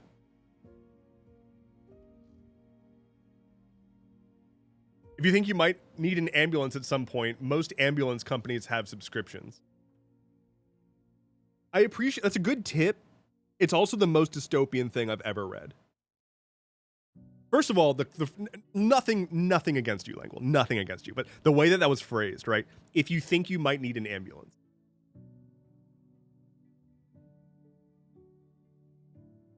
If you think, like, if you, like, an ambulance specifically exists for when you need it without knowing that you're going to need it, you know? Like, and then, as you said, only if you get an ambulance from that company. It's insane. And then there's the whole thing where an ambulance in the States, if you have health insurance and you're passed out, right? And an ambulance comes and gets you, there is a chance that they could take you to a hospital that's not covered by your insurance. And while you are passed out, while doctors are operating on you, you are racking up bills that your insurance is not covering. Or they could take you to a hospital that is covered by your insurance, but one of the doctors who's working on you is not covered by your insurance. And now that is on you. Let's say that you needed to go in for surgery and the anesthesiologist on call in the emergency room isn't covered by your insurance. Anesthesia costs a lot of fucking money. And now that's just on you. And you were unconscious this whole time and had no say in any of this and have health insurance. And yeah, you can still get caught in all that. So all of this to say, that's kind of dumb. Kind of dumb. Can I rant about something that's relevant to this stuff? Always. Always. I feel like I'm just ranting a lot today, and I don't like that energy. I'm not going to apologize, but I also don't want to just sit here and rant constantly, because I know that it's rough out there right now. I know it's rough. And I'm not particularly thrilled with just making things even more rough for people. How about this instead? I've been seeing headlines about this, but I haven't actually dug into this. So we can dig into this together in real time. Let's take a look. I think this is a good change of pace and something that can make us all pretty happy. I will also hydrate before I do that. Also, I want to call out Dastardly Vagrant. Thank you for the follow. And Arrow JP99, thank you for the sub in consolation. I very much appreciate that. I want to read what Astrid just wrote real quick. Hold on. Okay, so I'm disabled, and I have a disability called cerebral palsy where I need a mobility aid to be able to go about my everyday life. They are leg braces, and for as long as I can remember, they were covered by my parents' insurance. But what with the orange, it has been... But with what the orange has been proposing recently, I'm worried my insurance won't cover them anymore, and I won't be able to have them. What do you think? I don't have an answer for you. I'm very sorry. With what he's proposing, it's mostly cutting down on Medicaid and Medicare. So if you have private health insurance, which most Americans do, it just comes down to what the plan covers. And like the plans... they have like a PDF that you can get when you're like looking at choosing a plan that tells you what is and is not covered. It is unfortunately not the easiest document to read. But you could potentially call the company and talk to them about all that stuff and get clarity on what is and is not covered. But let's take a look at this article because I saw some headlines about this. I think this will make us a little happier. Microsoft prepared to walk away from high-stakes OpenAI talks.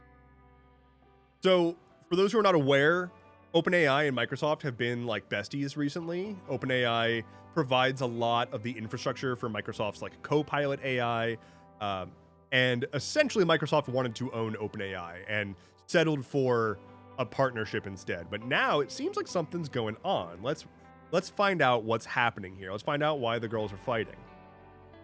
Microsoft is prepared to walk away from high-stakes negotiation with OpenAI over the future of its multi-billion-dollar alliance as the ChatGPT maker seeks to convert into a for-profit company.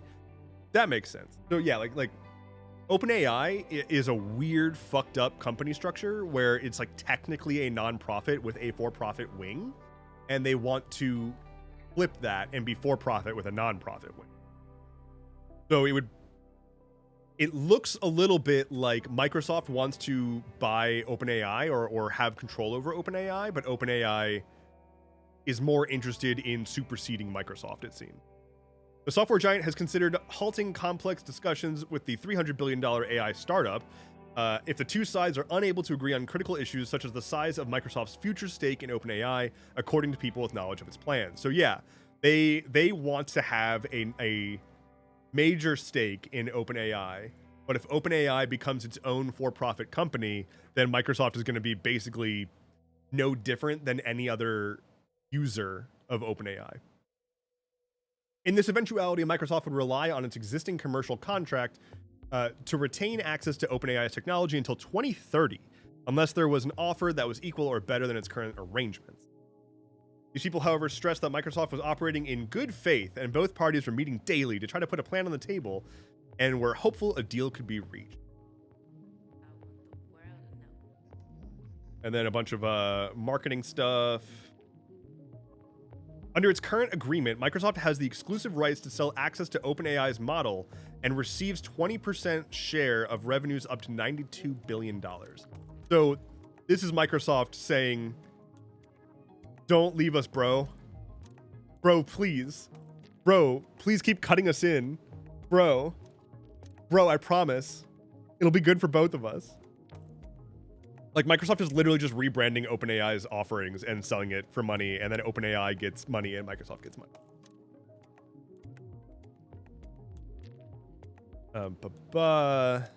The Wall Street Journal reported last week that OpenAI had considered a, quote, nuclear option of accusing Microsoft of anti-competitive behavior over its partnership. So Microsoft is like, no, everything's fine. But OpenAI is like, nah, fuck you guys.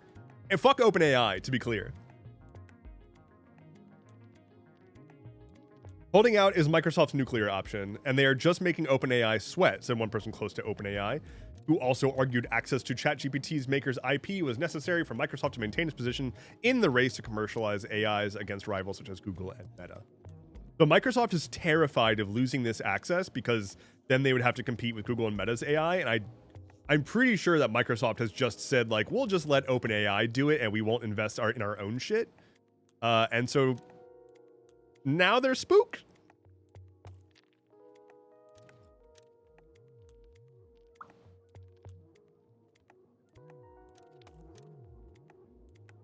OpenAI is not necessarily the front runner anymore, said one person close to Microsoft, remarking on the competition between rival AI model makers. Now, here's something about that. AI model. I don't know if I agree with that. Usage stats? They're okay.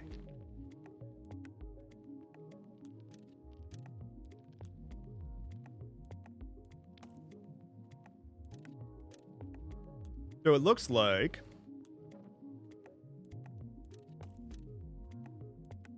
I get like just a breakdown. Well, I don't know what I'm looking at here. I wanted to. This is not what I was hoping for.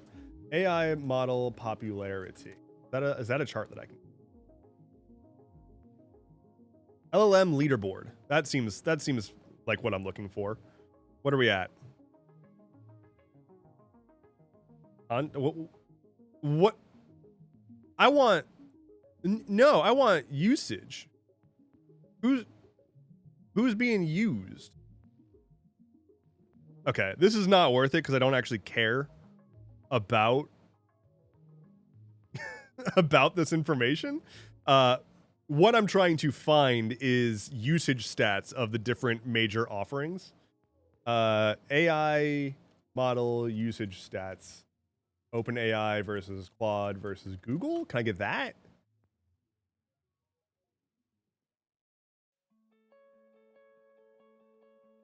No? Oh my lord. Most used AI chatbots. There we go. Jesus. Okay. This is all I was trying to find is usage stats because I wanted to address this line. OpenAI is not necessarily the front runner anymore. I'm pretty sure Elon Musk said this because if we look at the actual usage, this is 2024, 2025. As of May 2025, ChatGPT averaged 122.6 million daily active users with nearly 800 million weekly active users compared to second place.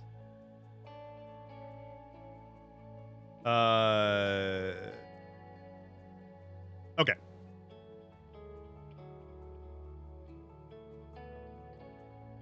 It's used by 92% of Fortune 100 companies and 23% of US adults, compared to 13 to 14% for Gemini, 14% for Copilot, 16% quarterly user growth. Okay, but what's your like total percentage? 2 to 3% for Claude. We don't even have a Grok on here. Point being, OpenAI has a ridiculous market share, like an absolutely wild market share. I don't like that. Sam Altman is not a good dude, and OpenAI is not a good company. But to argue that they are not the front runner is absurd.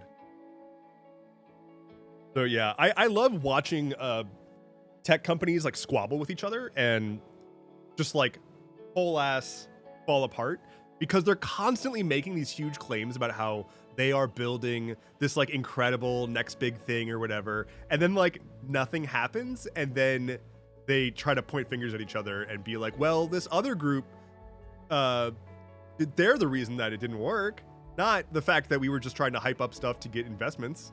It's their fault. And so there's just like a sort of constant cycle of tech CEOs sort of like rising to fame and then getting to a point where they need to either throw someone else under the bus or be thrown under the bus.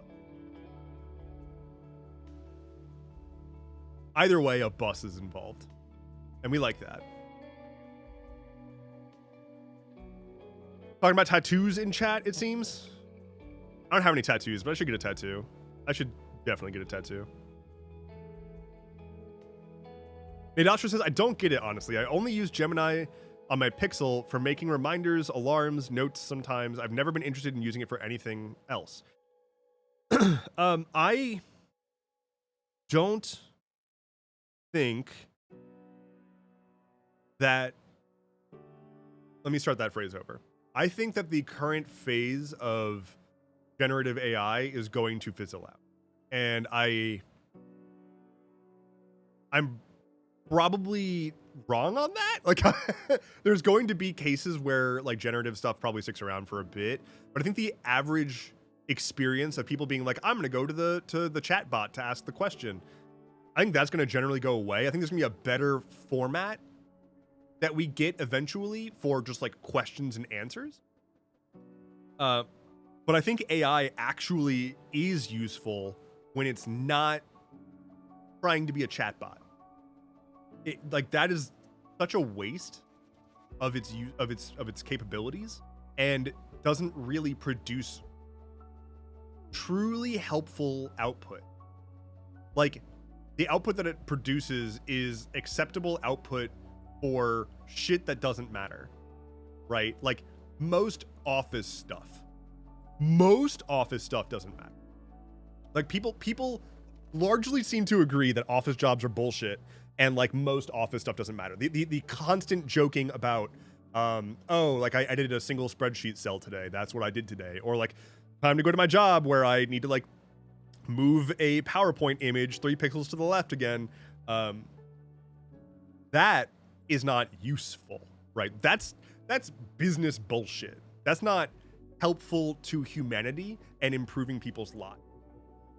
The temporary gain of convenience is going to give way to, hopefully, realizing that none of this is necessary.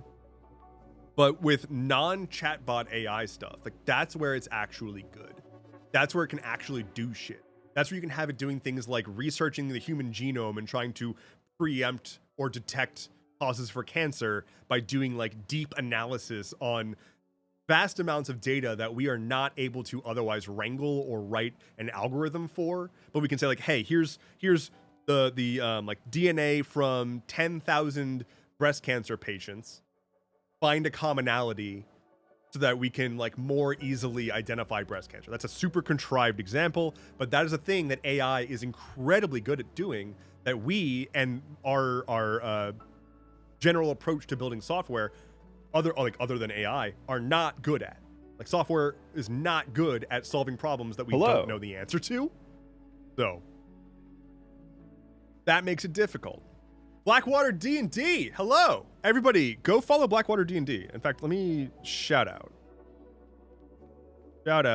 Blackwater D&D.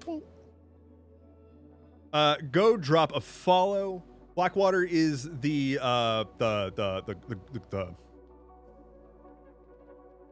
what would you refer to yourself at? The group, the production, the studio, the crew. They are the crew that does Godkiller Balance and otherwise good shit, just general good TTRPG storytelling shit. Creators, I prefer crew. I'm gonna stick with crew. Yeah. You can be a crew of creators. Fine. Crew is good though, because crew gives the sense of like battle stations, batten down the hatches. And we could really all use more battle stations. That actually reminds me. Literally last week, I realized that I want to teach Flynn to associate the word battle stations with going for a walk. Like instead of asking like, do you want to go for a walk? I want to say like, hey Flynn, battle stations, and have him get all hype and like run to the door and like get all excited to put on his leash and everything. That would be so good. That would be so good. We're technically a production company, all incorporated and everything. That's so business.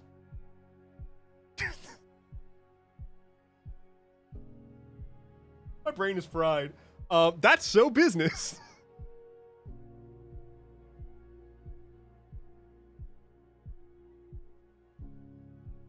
Please hold. Please hold. Why is this so hard to find? Hello. Okay. Okay.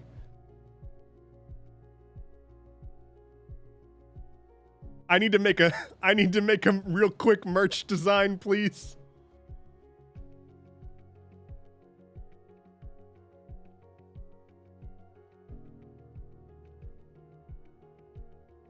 That's so business. All right, business needs to be a different font, very obviously.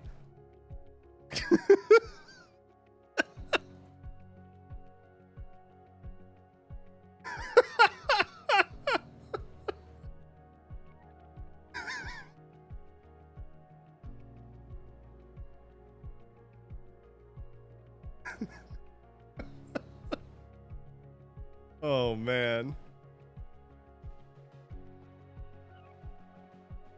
There we go. That's so business. That's business, boy. Need some sparkle? All right, elements. Sparkle. Oh, very good. Hold on, let's change the background color. Make the background color more of like that. We'll make this white for now. Sort of a lens flare situation we got going on here. So Blackwater D&D has officially just completely derailed my stream in the best possible way. Okay. There we go. Got that. That's good. That's good. That's good. And then, oh, yeah, of course. Oh, but of course. But of course. Go. A little bit of that. Fade that out a bit.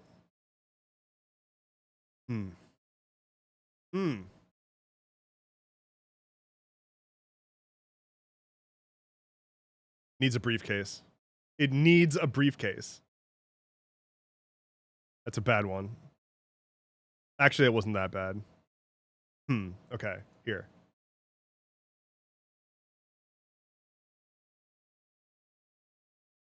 I think I think I can get rid of that.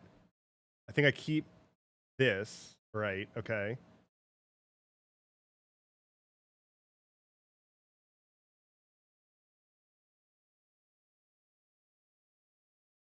Put all of this on the side of the briefcase. Did we lose the music? We lost the music. That's unacceptable. Hold on. Hold on. Streaming. Tavern vibes. Hell yeah. Okay. Okay. This needs to shrink down a little bit so it can fit on that. And then this can also shrink down a little bit. A little more, a little more. That's so business. That's so business. Put it on an IRL briefcase. Take all of my money. I can put it on a like a bag or a shirt. I feel like this should be Are we thinking? That seems like better contrast.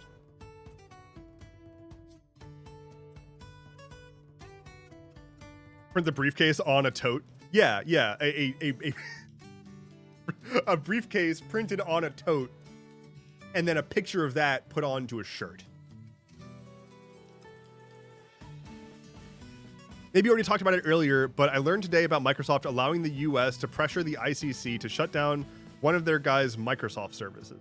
And I immediately Microsoft put out a statement like, in a hypothetical, if a government asked us to shut down cloud services in Europe, we would totally stand against it. Hypothetically, of course.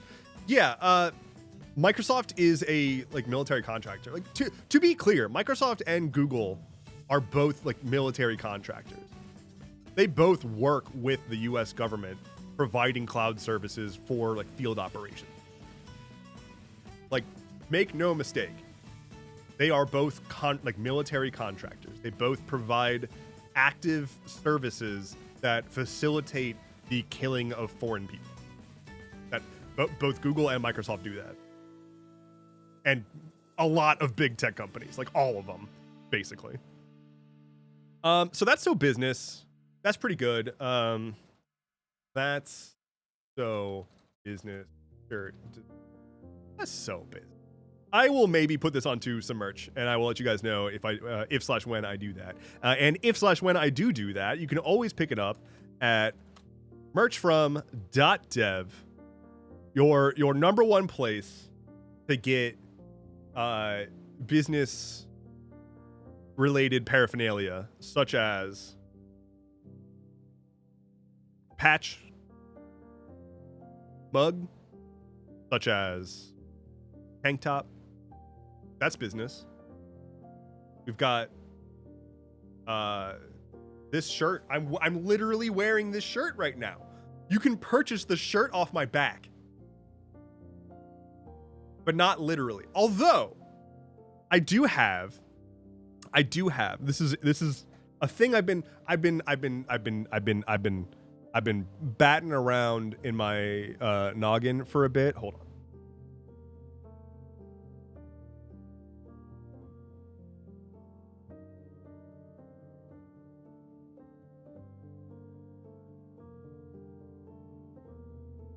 Through the power of friendship, I have 2 of these jackets.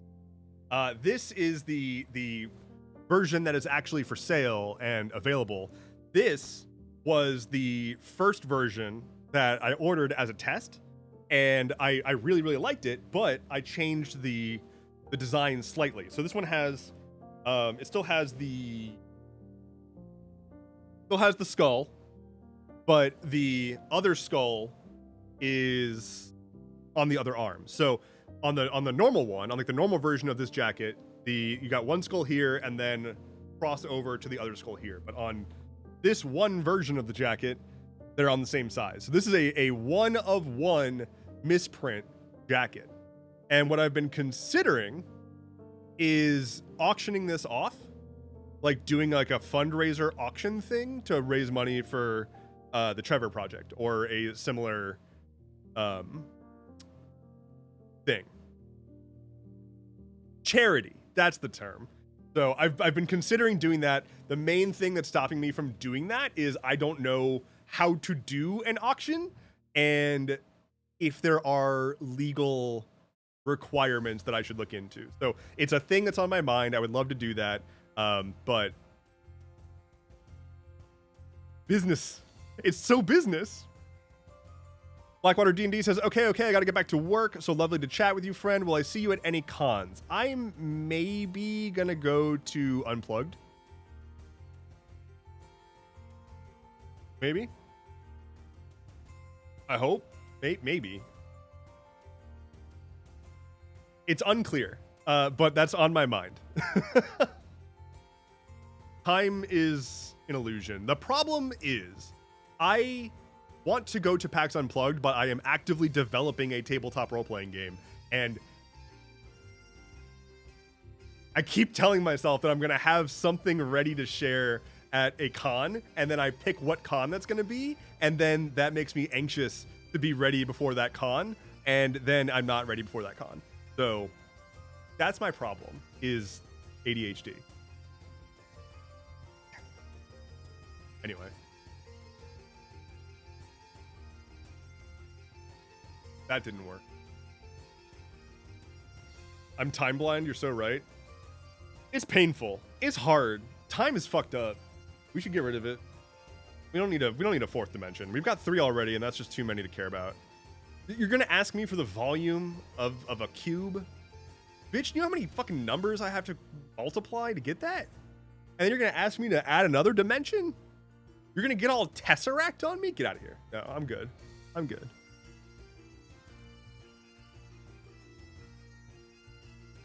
Who would you cosplay as? I would love to do a Punchline costume from DC. I would cosplay well, I have cosplayed as Peach before. I have cosplayed Peach before. I would, if I wanted to pick a character that I genuinely wanted to cosplay, I think it would be Quote from Cave Story. Primarily because Cave Story remains one of my favorite games. It is pretty much a tie for Cave Story and Outer Wilds. Cave Story Quote. I would probably cosplay this dude. That's still a dog. I would cosplay Flynn. I would love to cosplay Flynn. But what I meant was this dude.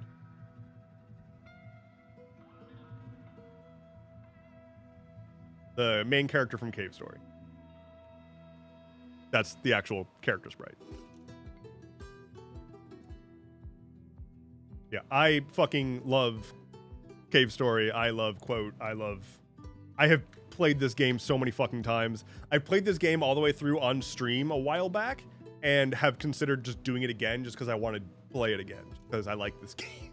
So maybe that'll happen at some point. Nadatra says, oh yeah, I just got gifted Outer Wilds recently. I haven't had the brain to like put the effort in for it. I've been wanting to make a video about Outer Wilds in a non-spoilery way to explain why people should play it.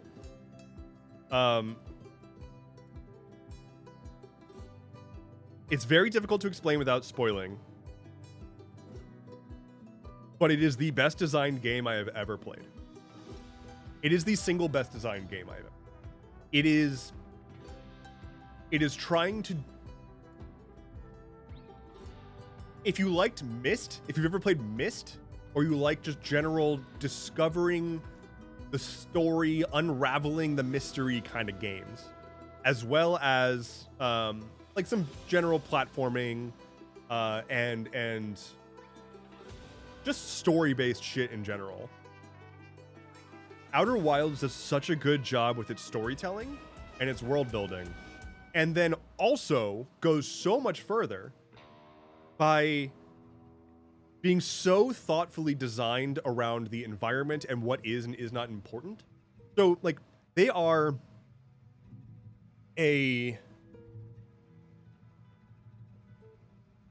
having grown up with games like Zelda, where like I essentially was taught by games to look behind every staircase and behind every waterfall and scour every square inch of the map to find secrets. Outer Wilds doesn't waste your time with that, especially because it's designed with essentially a constant timer.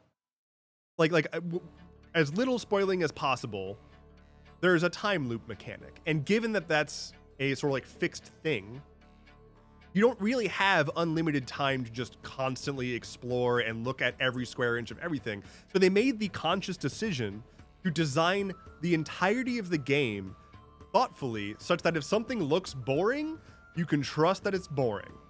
If it doesn't look like if it looks like there's nothing interesting there, you genuinely do not need to go there. And they don't pull a fast one on you.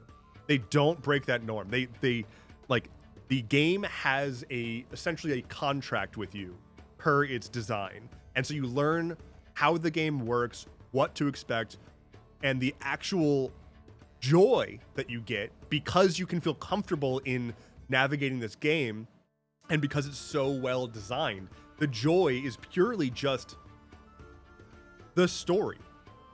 And what you're doing to uncover things and explore and make those connections. And the best parts of the game are some of the most mundane, where you finally find a little tidbit of information that connects 20 other things and you realize something massive. And you're like, holy shit, this was here the whole time and I wasn't even thinking about it? Because the other thing is that there's nothing locked from you. The entire game is just there and it's just doing its own thing while you figure out how to play with it. And it's going to keep doing its own thing. And it might take you forever to figure out how to play with it, and it might not. It's entirely up to you and how you want to approach exploring it. It is such a fucking phenomenal game, and I haven't even mentioned the soundtrack, which is like the single best soundtrack in a video game, maybe ever. Like, I've mentioned this before on stream. This gives me chills whenever I hear this music now. I didn't know this until after I had beaten the game. Don't look up stuff about this game till after you beat it. But this is not a spoiler. This is just a like interesting production tidbit. The music that plays at the menu screen of the game, the composer for the game, who worked on it for years, like over 5 years, I think. The music that plays in the menu screen was both the first and last thing the composer recorded for the game. He recorded one part of the intro theme music, like at the very beginning of the project, and then went back with everything he had learned and all the skills he had gained from producing the music for this game, and played a duet with himself from before he did all that stuff. And that duet is the main theme of the menu music. So when you hear that, when you boot up the game, you're literally hearing a dude doing a 5-year gap duet with himself, playing off of everything that he learned from having composed this amazing soundtrack. It's really fucking cool. It's really, really cool. And that level of care and just like emotional capacity is in every facet of that game. I truly could sit here and glaze Outer Wilds for hours. And the problem is that I can't talk about what's in the game, because then the more you know, the less amazing moments you'll have. So go play Outer Wilds. I will say it does require a decent amount of mechanical skill. It is not a game that a person who has never played a game before, or who has only played like 2D games, could pick up and play super easily. It does require, like, you're navigating three-dimensional space with a spaceship. And that can be difficult at times. And sometimes you need to navigate relatively accurately. So it can be a mechanically challenging game at times. But it's not trying to be a hard game. It just requires experience in playing a three-dimensional game. There's that. I've been talking nonstop for over 2 hours now. I am going to go rest a little bit, get some lunch, stroll the dog, do all those things, and catch up on a few to-do items. But thank you all so much for hanging out with me today. This has been a lovely stream. I've had a great time yapping. Hopefully things get a little better out in the world, but if they don't, at least you have a video game that you now know you should absolutely go and play. And if you haven't done that and beaten it by next stream, then you're dead to me. So get on it. That's so business. And bye. See you on Tuesday.